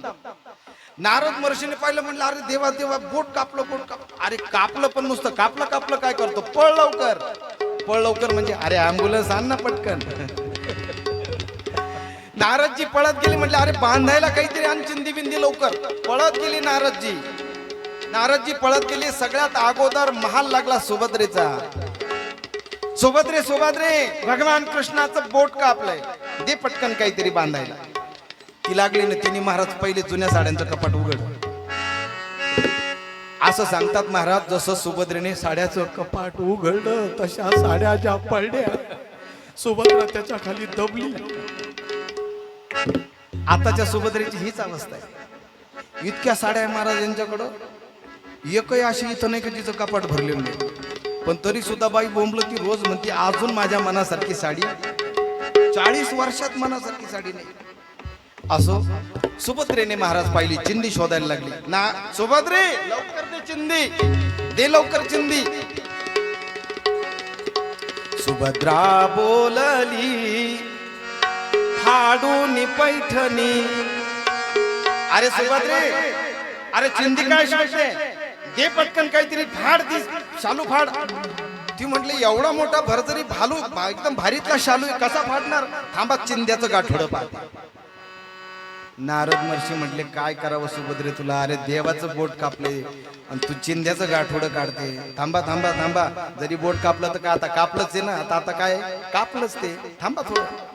नारद महर्षीनं काय दम एका. तिकडं कृष्णाने परत आवाज दिला, नारदजी. पटकन पळाले पुढच्या महालामध्ये. पुढचा महाल कोणाचा होता? द्रौपदीचा. द्रौपदी केश संभार करत होती आणि केश संभार करत असताना द्रौपदी दारातच फक्त नारद महर्षींचं मुखातलं वाक्य ऐकलं, कृष्णाचं बोट कापलं. वाऱ्याच्या वेगानं द्रौपदी पळालेली आणि जशी द्रौपदी पळत सुटली महाराज, भगवान कृष्ण परमात्माच्या जवळ जाऊन उभी राहिली आणि अंगावरचा शालू टार दिशी फाडला. त्याची चिंदी केली आणि भगवान कृष्ण परमात्म्याच्या बोटाला बांधली. नारद महर्षींना मुद्दाम हा सगळा खेळ दाखवला महाराज. आणि महाराज त्यावेळेस मग नारद महर्षींकडे पाहून भगवान कृष्ण परमात्मा म्हणतात, आता कळलं मी सुभद्रेपेक्षा सुद्धा जास्त प्रीती जास्त प्रेम द्रौपदीवर का करतो. अरे या चिंधीचे उपकार मला फेडावे लागणार आहेत. आणि फेडले ना महाराज, फेडले ना. त्या चिंधीचे उपकार असे फेडले की स्वतः देवाला वस्त्राचा अवतार घ्यावा लागला. आणि वस्त्राचा अवतार घेऊन भगवान परमात्म्याला स्वतः त्या ऋणातून काय व्हावं लागलं, उतराई व्हावं लागलं महाराज. अहो आपण देवा करतात एवढंसं जरी केलं ना तर देव महाराज भरभरून करत असतो महाराज. ज्यावेळेस आपण महाराज 10 रुपये देवा करता खर्च करतो ना, त्यावेळेस तो 1000 रुपयाची तरतूद आपल्यासाठी करत असतो. हे ध्यानात ठेवायचं कधी. म्हणून कमवलेल्या कमाईतलं 10% धन तरी परमार्थासाठी खर्च व्हावं महाराज. या उद्देशाने आपल्या पूर्वजांच्या स्मृतिप्रित्यर्थ पुण्यस्मरणाच्या निमित्ताने ही अशी भागवत कथा, असा ज्ञानदानाचा सोहळा, या निमित्ताने अन्नदानाचा सोहळा, या निमित्ताने खऱ्या अर्थाने भगवत चर्चा, या निमित्ताने सतसंग, या निमित्ताने साधू संतांचं दर्शन, हा एक मोठा पर्वकाल, हा मोठा योग जगताप पाटील परिवाराच्या नशिबामध्ये आलाय का नाही. आणि त्या संधीचं त्यांनी सोनं केलंय महाराज. कारण आई वडिलांचं जे जाणं असतं महाराज, आपल्या माता पित्यांचं जे जाणं असतं, तो जो पर्वकाल असतो त्या तिथीचा, तो त्या पुढच्या वंशजांसाठी काय असतो, एक पर्वणी असते. मी पदरच बोलत नाही, पण ज्ञानोबा बोलतात ज्ञानेश्वरीमध्ये. आणि सोम सूर्यग्रहणे येवोनी करती पारवणे, का माता पितरे मरणे अंकित जे दिवस, का सोम सूर्यग्रहणे येवोनी करती पारवणे, का माता पितरे मरणे अंकित जे दिवस. आई वडिलांच्या मृत्यूची तिथी ही त्या मुलांसाठी पर्वणी असते. म्हणून आमचे जनाभाऊ असतील, पत्रकार जनार्दन साहेबराव पाटील जगताप, आमचे जनाभाऊ असतील, आमचे कैलास महाराज असतील, आणि आमचे दत्ताभाऊ, आमच्या दिदी असतील, सर्व नातवंड नाती, आमच्या आईसाहेब यांनी हा जो काही दिव्य आणि भव्य असा सोहळा केला, तर ही खऱ्या अर्थाने पर्वणी त्यांनी साधून घेतलेली महाराज. वेळ कळाली पाहिजे. द्रौपदीला जशी वेळ कळाली महाराज, तिने ती वेळ साधली. परिणाम काय झाला, संकटकाळी स्वतः भगवंताला वस्त्र बनवून यावं लागलं. द्रौपदीचं लज्जा रक्षण करावं लागलं. दुःशासनाने साडीला हात घातला आणि भगवान परमात्मा त्याच ठिकाणी प्रगट झालेले आहेत. आणि वस्त्राच्या रूपामध्ये भगवान परमात्म्याने द्रौपदीचं लज्जा रक्षण केलेलं आहे. ऐका, ती द्रौपदी ज्यावेळेस सोबत निघाली ना, त्यावेळेस भगवान कृष्ण परमात्म्याने तीर्प पाहिलेले द्रौपदीकडं. द्रौपदी, मला माहितीये तू का आलीस. तू आमच्या सोबत जी निघाली ना, काय चल म्हणल्याशिवाय गाडीत बसू नये की नाही. पण तरी सुद्धा तू निघाली. काहीच असं असतं, आपण नाही म्हटलं तरी तेच आपल्याला म्हणतात, महाराज कोणत्या डब्यात बसू. आज द्रौपदीची अवस्था तीच होती. पण कृष्ण परमात्म्याने तीर्प पाहिला आणि कृष्ण परमात्म्याने बघितल्यानंतर द्रौपदी सुद्धा हसली महाराज. त्या द्रौपदीच्या काय असतं माहिती का, काही हसणं हे समोरच्याला बरोबर कळतं. हसण्याचे बरेच प्रकार आहेत, है की नाही. काही कुच्छित हसणं असतं महाराज, है की नाही. कुच्छित हसणं असतं, तसं हसू नये. काही मिश्किल हसणं असतं, जाऊ द्या आता ते प्रकार सांगत नाही. पण ते हसणं ओळखलं देवाने. देवालाही वाटलं काही हरकत नाही, मला माहिती आहे तू तिथं प्रश्न विचारणार आणि त्या प्रश्नाचं उत्तर तुला त्यांच्याच मुखातून ऐकायला मिळेल. काय चल द्रौपदी, तुला यायचं का. हो मग पितामहांच्या दर्शनाला मलाही यायचंय. कारण का, दर्शने प्रशस्ती पुण्यपुरुषा. पुण्यवान पुरुषाचं दर्शन जरी घेतलं तरी पुण्य मिळतं. पुण्यवान पुरुषाचं नाव जरी घेतलं तरी सुद्धा पुण्यवंत व्हावे. घेता सज्जनाची नावे, नेघे माझी वाचा तुटी. महालाभ फुकासाठी. महालाभ जर जीवनामध्ये पाहिजे असेल तर मोठमोठ्यांची नावं मुखाने घ्यायचं शिका. देवाचं नाव मुखाने घ्या, संतांचं नाव मुखाने घ्या. सज्जन महापुरुषांचं नाव घेतल्याने सुद्धा पुण्य मिळतं. वाचेने गंगा गंगा म्हटलं तरी सुद्धा दोषाची हानी होते महाराज. वाचे म्हणता गंगा गंगा सकल दोष जातील भंगा. या वाणीला आपल्या जेवढं तुम्ही चांगलं चांगलं सवय लावाल, चांगलं चांगलं बोलण्याची, जसं जसं तुम्ही बोलाल त्या त्या पद्धतीचा आकार मनुष्य घेत राहतो महाराज. जसं जसं तुम्ही वाणीला सवय लावाल. म्हणून ज्ञानोबारायांनी विशेष करून ज्ञानेश्वरीमध्ये सांगितलं, अरे बाबा तुम्हाला बोलावं तर लागतंच ना, मग कसं बोलावं? मधुर बोलावं, गोड बोलावं. आता खरं सांगा तुम्ही, खरं अगदी खरं बोला. अगदी तुम्हालाही विचारतो आणि तुम्हालाही विचारतो, या सगळ्या महाराष्ट्राच्या मुख्यमंत्र्याच्या लाडक्या बहिणी आहेत, आता खरं बोलायला लागल्या हे का नाही? आता 1,500 मिळायला लागले, त्याच्यामुळे आता खरं बोलतात. यांना विचारा, खरं सांगा मला काही येतं का हो? नाही अहो मला काहीच येत नाही, पण मला एक काम जमतं महाराज, चांगलं जमतं. तुम्हालाही माहिती काय? मला गोड बोलता येतं. खोटं खोटं का होईना पण मला गोड बोलता येतं. का? मी ज्ञानोबरांची एकच ओवी महाराज मार्क केली, महाराज अंडरलाईन केली. कोणती? तैसे साच आणि मवाळ मिथुले परी रसाळ, शब्द जैसे कल्लोळ अमृताचे, शब्द जैसे कल्लोळ अमृताचे, शब्द जैसे कल्लोळ अमृताचे. तैसे साच आणि मवाळ मिथुले परी रसाळ, शब्द जैसे कल्लोळ अमृताचे. महाराज असं बोलावं की समोरच्याचं अंतःकरण काय व्हावं? त्याला आनंद व्हावा. बाकरे महाराज आपण बोलायला लागल्यानंतर, अरे नामदेव महाराज बोलायचे तर देव डोलायचे, आहे की नाही? बोल बोले ऐसे जेने बोले विठ्ठल डोले. अरे असं बोलायचे की नामदेव महाराज बोलायला लागले बाबासाहेब महाराज का लगेच देव काय करायचा? देव नाचू लागायचं महाराज, डोलायला लागायचं लगेच, ताबडतोब लागायचं. तसं बोलावं. जाऊ द्या. द्रौपदी निघाली आणि कुरुक्षेत्रावर ज्या ठिकाणी समरांगण झालं महाभारतीय युद्धाचं, त्या समरांगणामध्ये कुरुक्षेत्रावर बाणाच्या शय्येवर पितामह भीष्माचार्य त्या ठिकाणी बाणाच्या शय्येवर झोपलेले आहेत महाराज. इतना तो कर्ण स्वामी जब प्राण तन से निकले, इतना तो कर्ण स्वामी जब प्राण तन से निकले, तो कर्ण स्वामी जब प्राण तन से निकले,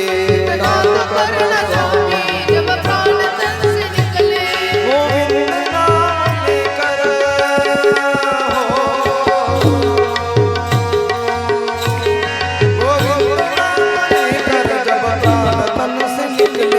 स्वामी जब प्राण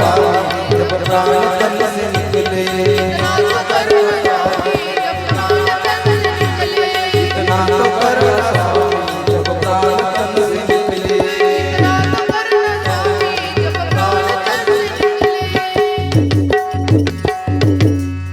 गोपाल कृष्ण भगवान की जय. बोला राधे राधे. महाराज इतना तो करना स्वामी जब प्राण तन से निकले. हे भगवंता, हे कृष्णा, ज्यावेळेस या देहातून ही प्राणज्योत मालवेल, ज्यावेळेस या कंठामधून प्राण ज्यावेळेस येतील महाराज, त्यावेळेस काय व्हावं? प्राण प्रयाण समये कपवात पित्ते. त्यावेळेस माझा असा कप येऊन उचंबळून येऊ नये, प्राण कंठात अडकू नये. काय व्हावं? अरे माझी प्राणज्योत तुझ्या चरणामध्ये, तुझ्यामध्ये सहज समाविष्ट व्हावी. डोळ्याने काय व्हावं? या डोळ्याने तुझं दर्शन व्हावं, या हाताने तुझं भजन व्हावं, या मुखाने काय करावं? गोविंद नाम लेके तब प्राण तन से निकले. इतना तो करना स्वामी जब प्राण तन से निकले, गोविंद नाम लेकर तब प्राण तन से निकले. श्री गंगा जी का तट हो, यमुना का पंछी वट हो, मेरा सावरा निकट हो, तब प्राण तन से निकले, तब प्राण तन से निकले. हे भगवंता, अरे पवित्र गंगेचा किनारा असावा अशी खळखळ वाहणारी पुण्य सलीला मा गंगा तिच्या तटावर अगदी वटवृक्ष असावा आणि त्या वटवृक्षाच्या खाली मी तुला बघावं आणि तू यावं पण नुसतं यावं का नाही राधे को साथ लाना एकटा येऊ नकोस येताना राधा मैयाला सोबत आण. राधा कोण आहे राधा भक्ती स्वरूपिणी आहे भक्तीशिवाय तुला शोभा नाहीये राधेशिवाय तुला शोभा नाहीये येताना राधेला सोबत आण राधे समेत मी तुला पाहावं माझ्या नेत्रांनी पाहावं तुझ्या चेहऱ्यावर काय असावी तुझ्या गालावर खळी असावी डोक्यावर मोर मुकुट असावा मोरपंख मुकुटावर असावा तुझ्या गालावर खळी असावी ओठावर हास्य असावं आणि ओठों पे कुछ हंसी हो जब प्राण तन से निकले गोविंद नाम लेकर तब प्राण तन से निकले ओ इतना तो करना स्वामी जब प्राण तन से निकले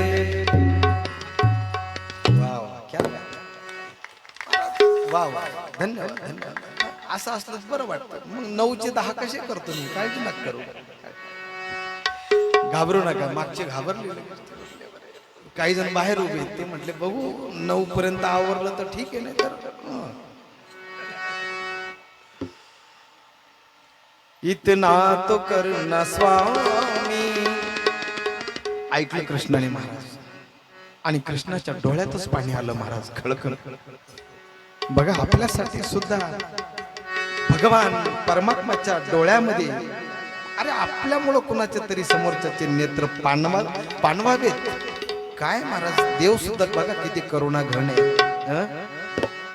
ज्याला आनंद स्वरूप याच्यामुळेच म्हटलंय महाराज तो दुसऱ्याचं दुःखच पाहू शकत नाही महाराज त्यातल्या त्यात भक्ताचं साधकाचं दुःख पाहू शकत नाही भीष्म पितामह भीष्माचार्यांच्या मुखातील शब्द ऐकले आणि भगवान कृष्ण परमात्म्याचे डोळे पाणवले धर्मराजा भगवान परमात्म्याच्या मुखाकडे पाहतायत अर्जुन पाहतोय भीम पाहतोय नकुल सहदेव पाहतायत द्रौपदीचंही लक्ष गेलंय जवळ आले भगवान कृष्ण परमात्म्याने पितामह भीष्माचार्यांना हात जोडलेले महाराज मोठमोठे महात्मे जे आहेत ना ते याचं उत्तर फार सुंदर याचा विस्तार फार सुंदर करतात महाराज देवाला काय गरज आहे हात जोडायची महाराज काय गरज आहे पण देव सुद्धा भक्ताला हात जोडतो महाराज का कारण एक सांगू का देव भक्ताला स्वतःपेक्षा सुद्धा मोठं समजत असतो महाराज देव वाक्य परत एकदा ऐका तुम्ही टाळी वाजवाल मला माहिती आहे देव भक्ताला आपल्यापेक्षाही मोठं समजत असतं महाराज मोठं नाही कळलं तुम्हाला अजून परत एकदा ऐका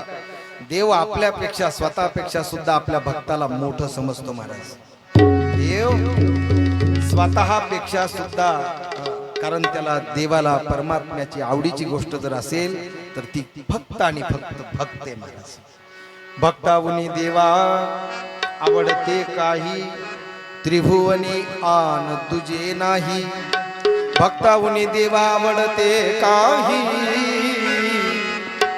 त्रिभुवना आन तुझे नाही या त्रैलोक्यामध्ये या त्रिभुवनामध्ये भगवान परमात्म्याला त्याचा भक्त सोडून दुसरं काही आवडत नाही महाराज नाही काहीच आवडत नाही त्याला फक्त भक्तच आवडतो याच्या कारणाने त्याला वैकुंठ सुद्धा गोड लागत नाही म्हणून नारद महर्षींना पत्ता सांगतात ना हम वसामी वैकुंठे योगिनाम हृदयनच मदभक्ता यत्र गायन्ति तत्र तिष्ठामि नारदा माझे भक्त गाती जेथे माझे भक्त गाती जेथे हो माझे भक्त गाती जेथे माझे भक्त गाती जेथे माझे भक्त गाती जेथे माझे भक्त गाती जेथे माझे भक्त गाती जेथे नारदानी उभा तेथे नारदानी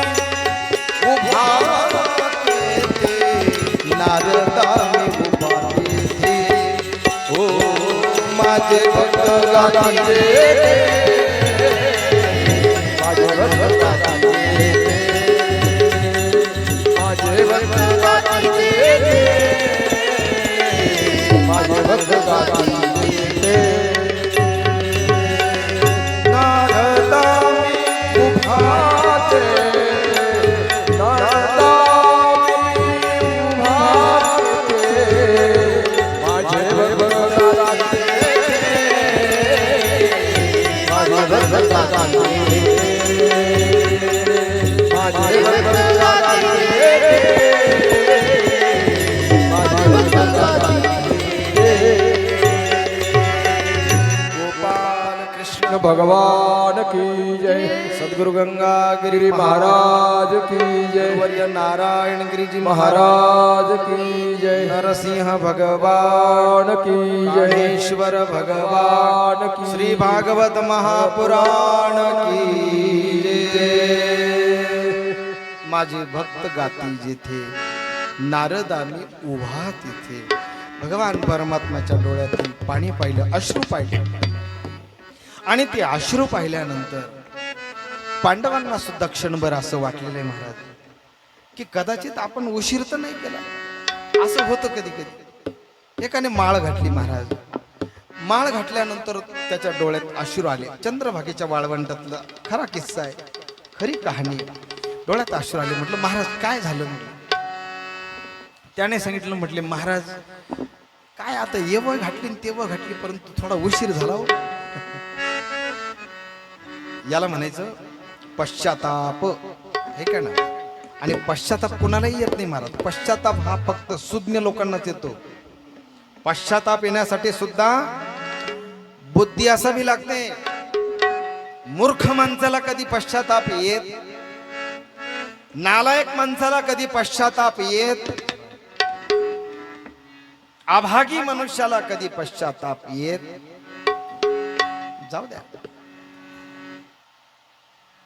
भगवान परमात्म्याच्या डोळ्यातील अश्रू पाहिल्यानंतर पांडव देखील त्या ठिकाणी विचार करतायत महाराज जवळ आले पितामह हात जोडलेल्या कृष्णाकडे पाहिल्यानंतर पितामहांना नवल वाटलेलं आहे पितामह हात जोडतायत महाराज त्या ठिकाणी आणि त्या ठिकाणी जी चर्चा झालेली आहे आणि ती चर्चा झाल्यानंतर तिथे खऱ्या अर्थाने विष्णू सहस्रनामाची काय झालेली आहे उत्पत्ती झालेली आहे भगवान स्वतः पितामह भीष्माचार्यांच्या मुखामध्ये ज्यावेळेस या विष्णू सहस्रनामाचा बघा तुम्ही प्रश्न विचारलेले आहेत को धर्म सर्व धर्माणाम भवतो परमो मतः किम जपन मुच्यते जंतुर जन्म संसार बंधना ओ धर्म सर्व धर्माणाम भवतो परमो मतः कोणता धर्म कशाला धर्म म्हणावं अशा अनेक अनेक चर्चा या विष्णू सहस्रनामामध्ये आहे जास्त वेळ नाही आपल्याला फक्त 10 मिनिटं शिल्लक आहेत म्हणून चर्चा इथे थांबूया पांडवांना त्या ठिकाणी खऱ्या अर्थाने ते ज्ञान पितामह भीष्माचार्याने सांगितलेलं आहे दिव्य असं विष्णू सहस्रनाम त्यांच्या मुखातून भगवंताच्या हजारो नामाची नामावली त्या ठिकाणी पितामह भीष्माचार्य त्यांच्या मुखातून सांगतायत पुढे पांडवांना ज्या ठिकाणी ते राज्य हस्तिनापूरचं राज्य त्या ठिकाणी दिल्यानंतर भगवान यथोचित अगदी द्वारकेला जाण्यासाठी निघतायत रथामध्ये बसणार पाय ठेवलेला आहे रथामध्ये पाय ठेवल्या महाराज पाठीमागून आवाज दिलेला आहे उत्तरेने आणि उत्तरेने मोठाने आवाज देते भगवान कृष्णाला कृष्ण वाचवा मुच्यता कृष्ण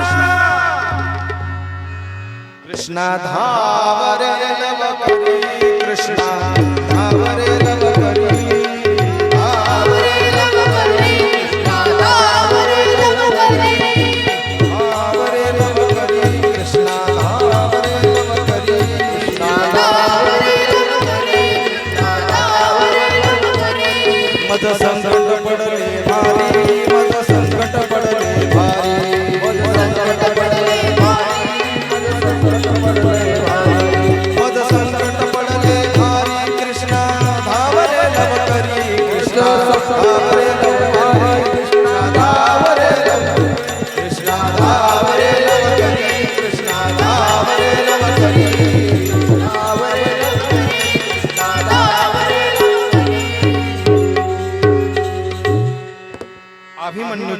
पत्नी उत्तरा गर्भवती होती महाराज. आता आपल्याला 10 मिनिटात आवरायचं म्हणून येईल की मी जरा थोडं वेगात निघालो, माफ करा. खूप वाटतं मला असं बसलं नाही एकदा, मला सवय लागली महाराज. माझ्या हातात माईक आणि माझंच ऐक. मला असं वाटतं ना तुम्ही रात्रभर बसावं. हा, तुम्ही म्हणशाल बरं बसावं, तुम्ही अगदी पांघरून बसला. मी अशा तयारीत बसलो ना की मला असं वाटतं सकाळपर्यंत तुम्ही असंच बसावं. मला माहिती तुम्ही बसाल, हो ऐक तुम्ही बसाल, परंतु तुम्ही म्हणाल महाराज एवढी संधी तुम्हाला दिली राहो जवळच्या जवळ, त्याचा अतिरेक करू नका. काळजी करू नका, मी 9 नंतर 1 मिनिटही तुमचा घेणार. जाऊ द्या, 2 लोकांनी तरी टाळ्या वाजवल्या आणि बाबा तुम्ही, तरी मला आनंद झाला. काळजी करू नका, मला माहिती कोणी का होईना, म्हणजे डिपॉझिट आपलं जप्त नाही महाराज. कृष्णा धावरे लव करी, कृष्णा धावरे लव करी, मज संकट पडले भारी, कृष्णा धावरे लव करी, संकट पडले भारी, कृष्णा धावरे लव करी. संकट पडलं कोणाला बोलवावं, कोणाला हाक मारण्यात काय मजा आहे. अरे जो येईल परफेक्ट त्यालाच हाक मारली पाहिजे. रथामध्ये पाय टाकलेला आहे महाराज. आता त्याच्या आधीच चर्चा आपली राहून गेली. प्रत्येकाने कोणी कोणी काय मागून घेतलं. धर्मराजाने काय मागितलं, अर्जुनाने काय मागितलं, भीमाने काय मागितलं, नकुलाने काय मागितलं, सहदेवाने काय मागितलं, द्रौपदीने काय मागितलं, कुंती मातेने काय मागितलं. फक्त कुंती मातेचं सांगतो. कुंती मातेने मागितलं महाराज काय, देवा द्यायचं असेल तर मला दुःख दे. अरे सगळं जग माझ्याकडे सुख मागतं आणि द्रौपदी तू, आपलं कुंती तू माझ्याकडे दुःख मागते. हो दुःखच मागते का. अरे खरं सांगू का देवा, अरे सुखामध्ये तुझी आठवणच येत नाही. तुझी आठवण होती कुठे, अहो ठेस लागली का, अरे देवा, अरे कृष्णा, अरे रामा. अरे साधी 10ची नोट हरवली तरी रामा रामा रामा. अरे संकट पडलं का मग, दुख में सुमिरन सब कोई करे, सुख में करे न कोई. क्या बात है. दुख में सुमिरन करे तो सुख, सुख में सुमिरन करे तो दुख काहे को. दुख में सुमिरन सब कोई करे, सुख में करे न कोई.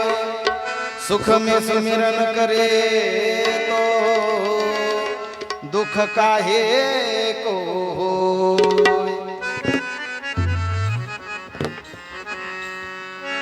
महाराज जर आपण सुखामध्ये जर आविर्भाव त्याचं जर कधी स्मरण केलं तर दुःख येईलच कशाला सांगा ना. आपण काय करतो, सुख आलं की महाराज आपल्याला विस्मरण होतं. परवा मी कीर्तनातून बाबासाहेब महाराज असाच विषय मांडला, पुण्यस्मरणाचं कीर्तन होतं. मी बोललो शास्त्री महाराज काय, अरे जसं स्मरण ही देवाची कृपा आहे तसं विस्मरण सुद्धा देवाची कृपा आहे. विस्मरण सुद्धा देवाची कृपा आहे. त्याच्यावर एकाने थोडासा शास्त्रवाद म्हणून, अरे पूर्वीचा काळ होता महाराज, शास्त्रवाद व्हायचा आहे का नाही, शास्त्र चर्चा घडायची. खरं आहे ना.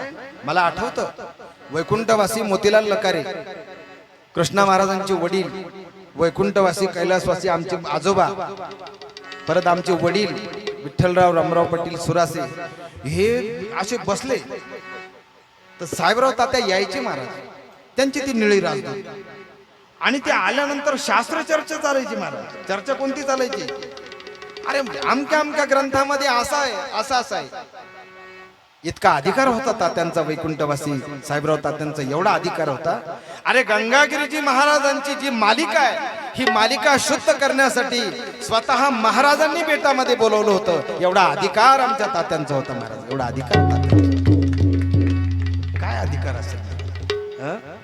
जशी ज्ञानेश्वरी शुद्ध करण्यासाठी नाथ महाराजांनी महाराज अवतार घ्यावा लागला आणि ज्ञानेश्वरी काय केली त्यांनी, शुद्ध केली महाराज.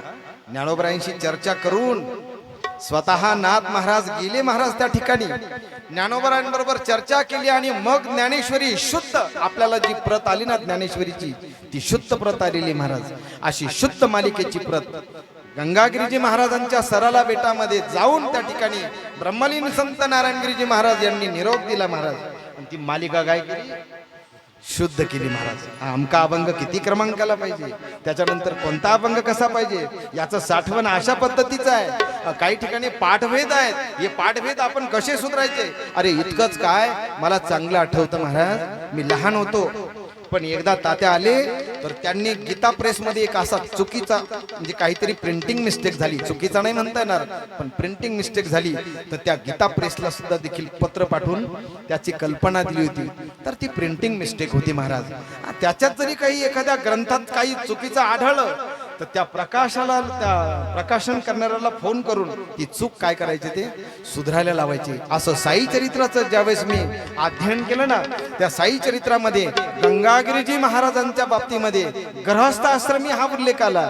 तर मी ती तात्यांना ती शंका काढली, तर तात्यांनी सांगितलं एक काम करा, तुम्ही साई बाबांचं चरित्र करता, संस्थानला जा. त्यावेळेस लेखापाठक होत्या संस्थांवर, तर त्यांना जाऊन आम्ही ते सांगितलं की हे गंगागिरीजी महाराजांच्या बाबतीत जे गृहस्थ आश्रमी लिहिलंय हे संन्यास आश्रमी करा. असं त्या ठिकाणी आम्ही म्हणजे थोडक्यात मला काय सांगायचे, माझी विद्वत्ता नाही सांगायची, पण मला असं सांगायचं की तात्या हे एवढे इतके अभ्यासू होते, नवे नवे त्यांना अध्ययनाचं एवढं वेळ होतं. अजूनही माझ्याकडे स्वतःकडे चौधरी पाटील माझ्याकडे त्यांच्या हस्तलिखित माझ्याकडे वह्या अजून आहेत का ज्या मला मी कीर्तन ज्यावेळेस मी सुरू केलं, कीर्तनाचं ज्यावेळेस मी कीर्तन करायला लागलो त्यावेळेस शास्त्रीजी मला काही टाचणं दिलेत, त्यांनी काही टिपणं दिलेत आणि ते टिपणं असे होते की फार सुंदर सुंदर आहे. मी नंतर ते टिपणं आपल्या गुरुवर्य महंत रामगिरीजी महाराजांना सुद्धा ते दाखवले होते की तात्यांनी मला हे असं असं दिलेलं आहे. मी का बोलतो महाराज, हे पुण्यस्मरण आहे. ज्यांच्या पुण्यस्मरणाच्या निमित्ताने खऱ्या अर्थाने ही कथा आहे, ही भागवत चर्चा आहे.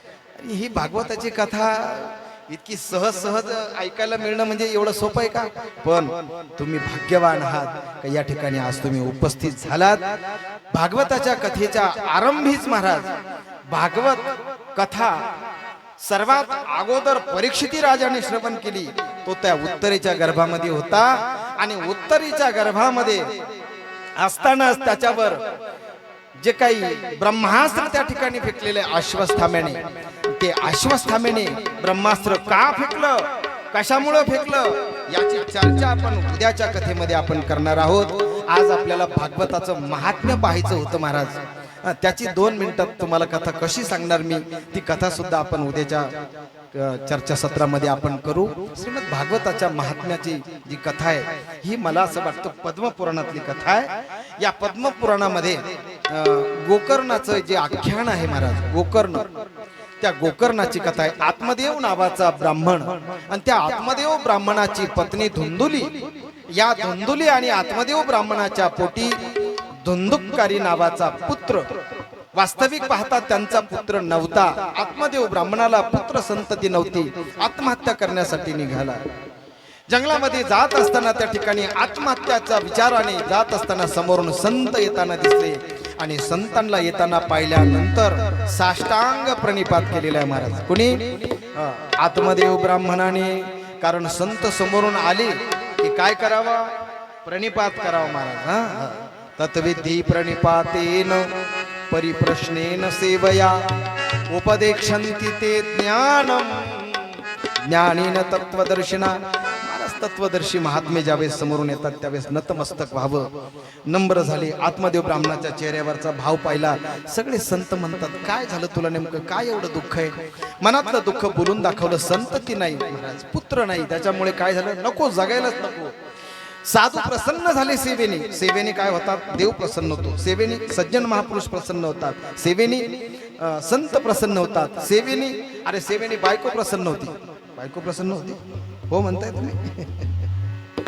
अरे सेवेने पती प्रसन्न होतो, बरोबर आहे का नाही. सेवेने कोण प्रसन्न होत नाही. सेवा सगळ्यांना आवडते महाराज. देवाला सुद्धा काय आवडते बोला ना, सेवाच आवडते. ज्याला जो सेवा करतो ना तो मेवा घेण्याचा अधिकारी होतो. मी पदरचं बोलत नाही. जे ज्ञानाचा कुरुठा तेथे सेवा हा दारवंटा, जे स्वाधीन करी सुभटा ओळगोनी. ज्ञानोबराय असं बोलतात, जे ज्ञानाचा कुरुठा तेथे सेवा हा दारवंटा. सेवा केली, एक फळ दिलं, म्हटले जा तुझ्या पत्नीला दे. ते फळ घेतलं आणि ते धुंदुलीला दिलं महाराज. धुंदुलीने ते फळ घेतलं, पण तिने काय केलं चेअरमन, तिने पहिले सगळे बचत गट बोलवले. सगळे बचत गट बोलवले, म्हटले बाई माझ्या नवऱ्याने फळ आणलं, तो म्हणतो हे फळ खाय तुला पोरग होईल. बाकीच्या सांगणारे म्हटले बाई बावळट आहे का, असं फळ खाल्ल्यानं पुढं काय पोरं होतं का, त्याला गुजरातला जावं लागतं म्हणे पोटावर हात फिरवायला, मग पोरं होतं का. अरे म्हणे तुकोबरांचा गाथा बघा, नवसे कन्या पुत्र होती का करणे लागे पती. अरे असं कुठं राहत. अरे म्हणे ती एखाद्या संन्याशाने कोणीतरी बैराग्याने दिलं असेल फळ, हे फळ जर खाल्लं, भागवतात चर्चा आली बरं काय, भागवतात वर्णन आलं हे. अरे हे फळ खाल्लं तर तुला कुत्री बित्री बनवतील, जातील घेऊन तुला, कशाला वगैरे नादी लागली, नको खाऊ. घेतलं फळ, दिलं उकिरड्यावर फेकून. दारात असणारी गोमाता तिने ते फळ खाल्लं. साधूचा प्रसाद होता महाराज, तो संतांनी दिलेला प्रसाद होता. बरोबर गाय सुद्धा काय झाली, गर्भवती झाली. आणि बरोबर महाराज तिकडे गायीला देखील पुत्र झाला. इकडं गर्भारपणाचं सोंग आणलेलं आहे, त्याचं वर्णन नाथ भागवतामध्ये सुद्धा फार सुंदर आहे महाराज. एकनाथ भागवतामध्ये नाथ महाराजांनी खूप गंमत सांगितली तिची महाराज. तिने पोटाला चिरगुट बांधलेले आहेत आणि गर्भारपणाचं नाटक केलेलं आहे. आणि त्या धुंदुलींनी महाराज 9 महिने नाटक केलं. तिच्या बहिणीला भरपूर पोरं होते. तिकडचं एक पार्सल बहीण म्हटली मी देईन, काळजी करू नको. कारण का, अरे हे गर्भारपण काय सोपं आहे का, याने सौंदर्य जातं. या गर्भारपणामध्ये जर कधी बाळंतीन व्यवस्थित जर झाली नाही तर मरावा सुद्धा लागतं. कारण बाळंतपण, बाळ अंत, एक तर बाळाचा अंत नाही तर तुझा तरी अंत. घाबरली, म्हटले नको रे देवा या भानगडीत पडायला. तिने गर्भारपणाचं नाटक केलेलं आहे. आणि इकडे गाईला देखील पुत्र झालेला आहे. तिकडे तिने बहिणीचं पोरग घेतलं, तिने त्याचं नाव ठेवलं. गाईला मुलगा झाला, बरोबर माणसासारखाच झाला, पण गाईच्या गर्भात झाला म्हणून आईचे काहीतरी सद्गुण मुलाच्या अंगात असतात. मग गाईचा अंश म्हणून गाईचे कान त्या मुलाला आलेले आहेत, म्हणून त्याचं नाव आत्मदेव ब्राह्मणाने ठेवलेलं आहे, गोकर्ण भगवान की जय. गाईच्या कानाचा म्हणून गोकर्ण असं नाव ठेवलेलं आहे. मग धुंदुली म्हटली हे नाव तुम्ही तुमच्या पद्धतीने ठेवलं ना, आता या मुलाचं नाव मी माझ्या पद्धतीने ठेवीन. माझं नाव धुंदुली, माझ्या मुलाचं नाव धुंदुकारी. बोलिये धुंदुकारी की जय म्हणतात तुम्ही. महाराज त्याचं नाव धुंदुकारी ठेवलेलं आहे. आणि तो धुंदुकारी वाईट वळणाला लागलेला आहे. त्याच्या हातून पाप घडलेली आहे, नवे नवे महापातक त्याने केलेली आहेत असं सांगतात. आत्मदेव ब्राह्मण याने सुद्धा ग्रहत्याग केलेला आहे. गोकर्ण सुद्धा साधू संतांच्या संगतीमध्ये निघून गेलेला आहे. आणि इकडे अत्यंत पाप झाल्या कारणाने, आत्मदेव ब्राह्मण निघून गेल्या कारणाने ही धुंदुली सुद्धा नंतर काय झालेली आहे, मरण पावलेली आहे. ती सुद्धा दुःखातच मरण पावली. ती सुद्धा वास्तविक पाहता हळहळ करीतच मेली. त्याच्यानंतर हा धुंदुली ना, याला सुद्धा ज्या वेश्या त्याने सांभाळल्या होत्या, कोणत्या कोणत्या वेश्या त्याने सांभाळल्या याचं वर्णन खूप गोड केलंय संतांनी, पण वेळ नाही, उद्या आपण सांगू. त्या सगळ्या वेश्यांनी त्याला जळते कोळसे त्याच्या तोंडामध्ये टाकले. आणि त्या धुंदुकारीला काय केलेलं आहे महाराज, त्याचा अंत झालेला आहे. शेवटी त्याला प्रेत योनी प्राप्त झाली. गोकर्ण फिरत फिरत गावी आले. वाड्याजवळ आल्यानंतर प्रेत योनी असलेला धुंदुकारी त्या गोकर्णाकडे पाहून म्हणतोय, गोकर्णा तू माझा बंधू आहेस, मला वाचव याच्यातून. आणि गोकर्णाने ओळखलं हा तर माझ्या भावाचा आवाज आहे. मग विचारलं, संतांजवळ गेले महाराज. संत एकांती बैसले, सर्वही सिद्धांत शोधिले. संतांच्या जवळ जावं, एकांतात बसावं, सिद्धांत ऐकावे. संतांनी सांगितलं, अरे बाबा गयेला जा, त्या ठिकाणी जाऊन यांचं श्राद्ध कर्म कर. गयेला गेला गोकर्ण. त्या ठिकाणी गेल्यानंतर श्राद्ध कर्म केलं, पण तरी सुद्धा धुंदुकारीला मुक्ती मिळाली नाही. पुन्हा विचारलं संतांना, काय काय कारण असेल. अरे मी तर गयेला जाऊन श्राद्ध केलं. अरे गयेला जाऊन श्राद्ध केलं, परंतु त्या ठिकाणी जो उच्चार करावा लागतो कुळाचा, तो कुळाचा उच्चार चुकलाय. कारण हा तुमच्या कुळातला नाहीये, हे तुझ्या मावशीचा पोरगा आहे. म्हणजे कुळ बदललं आहे का नाही.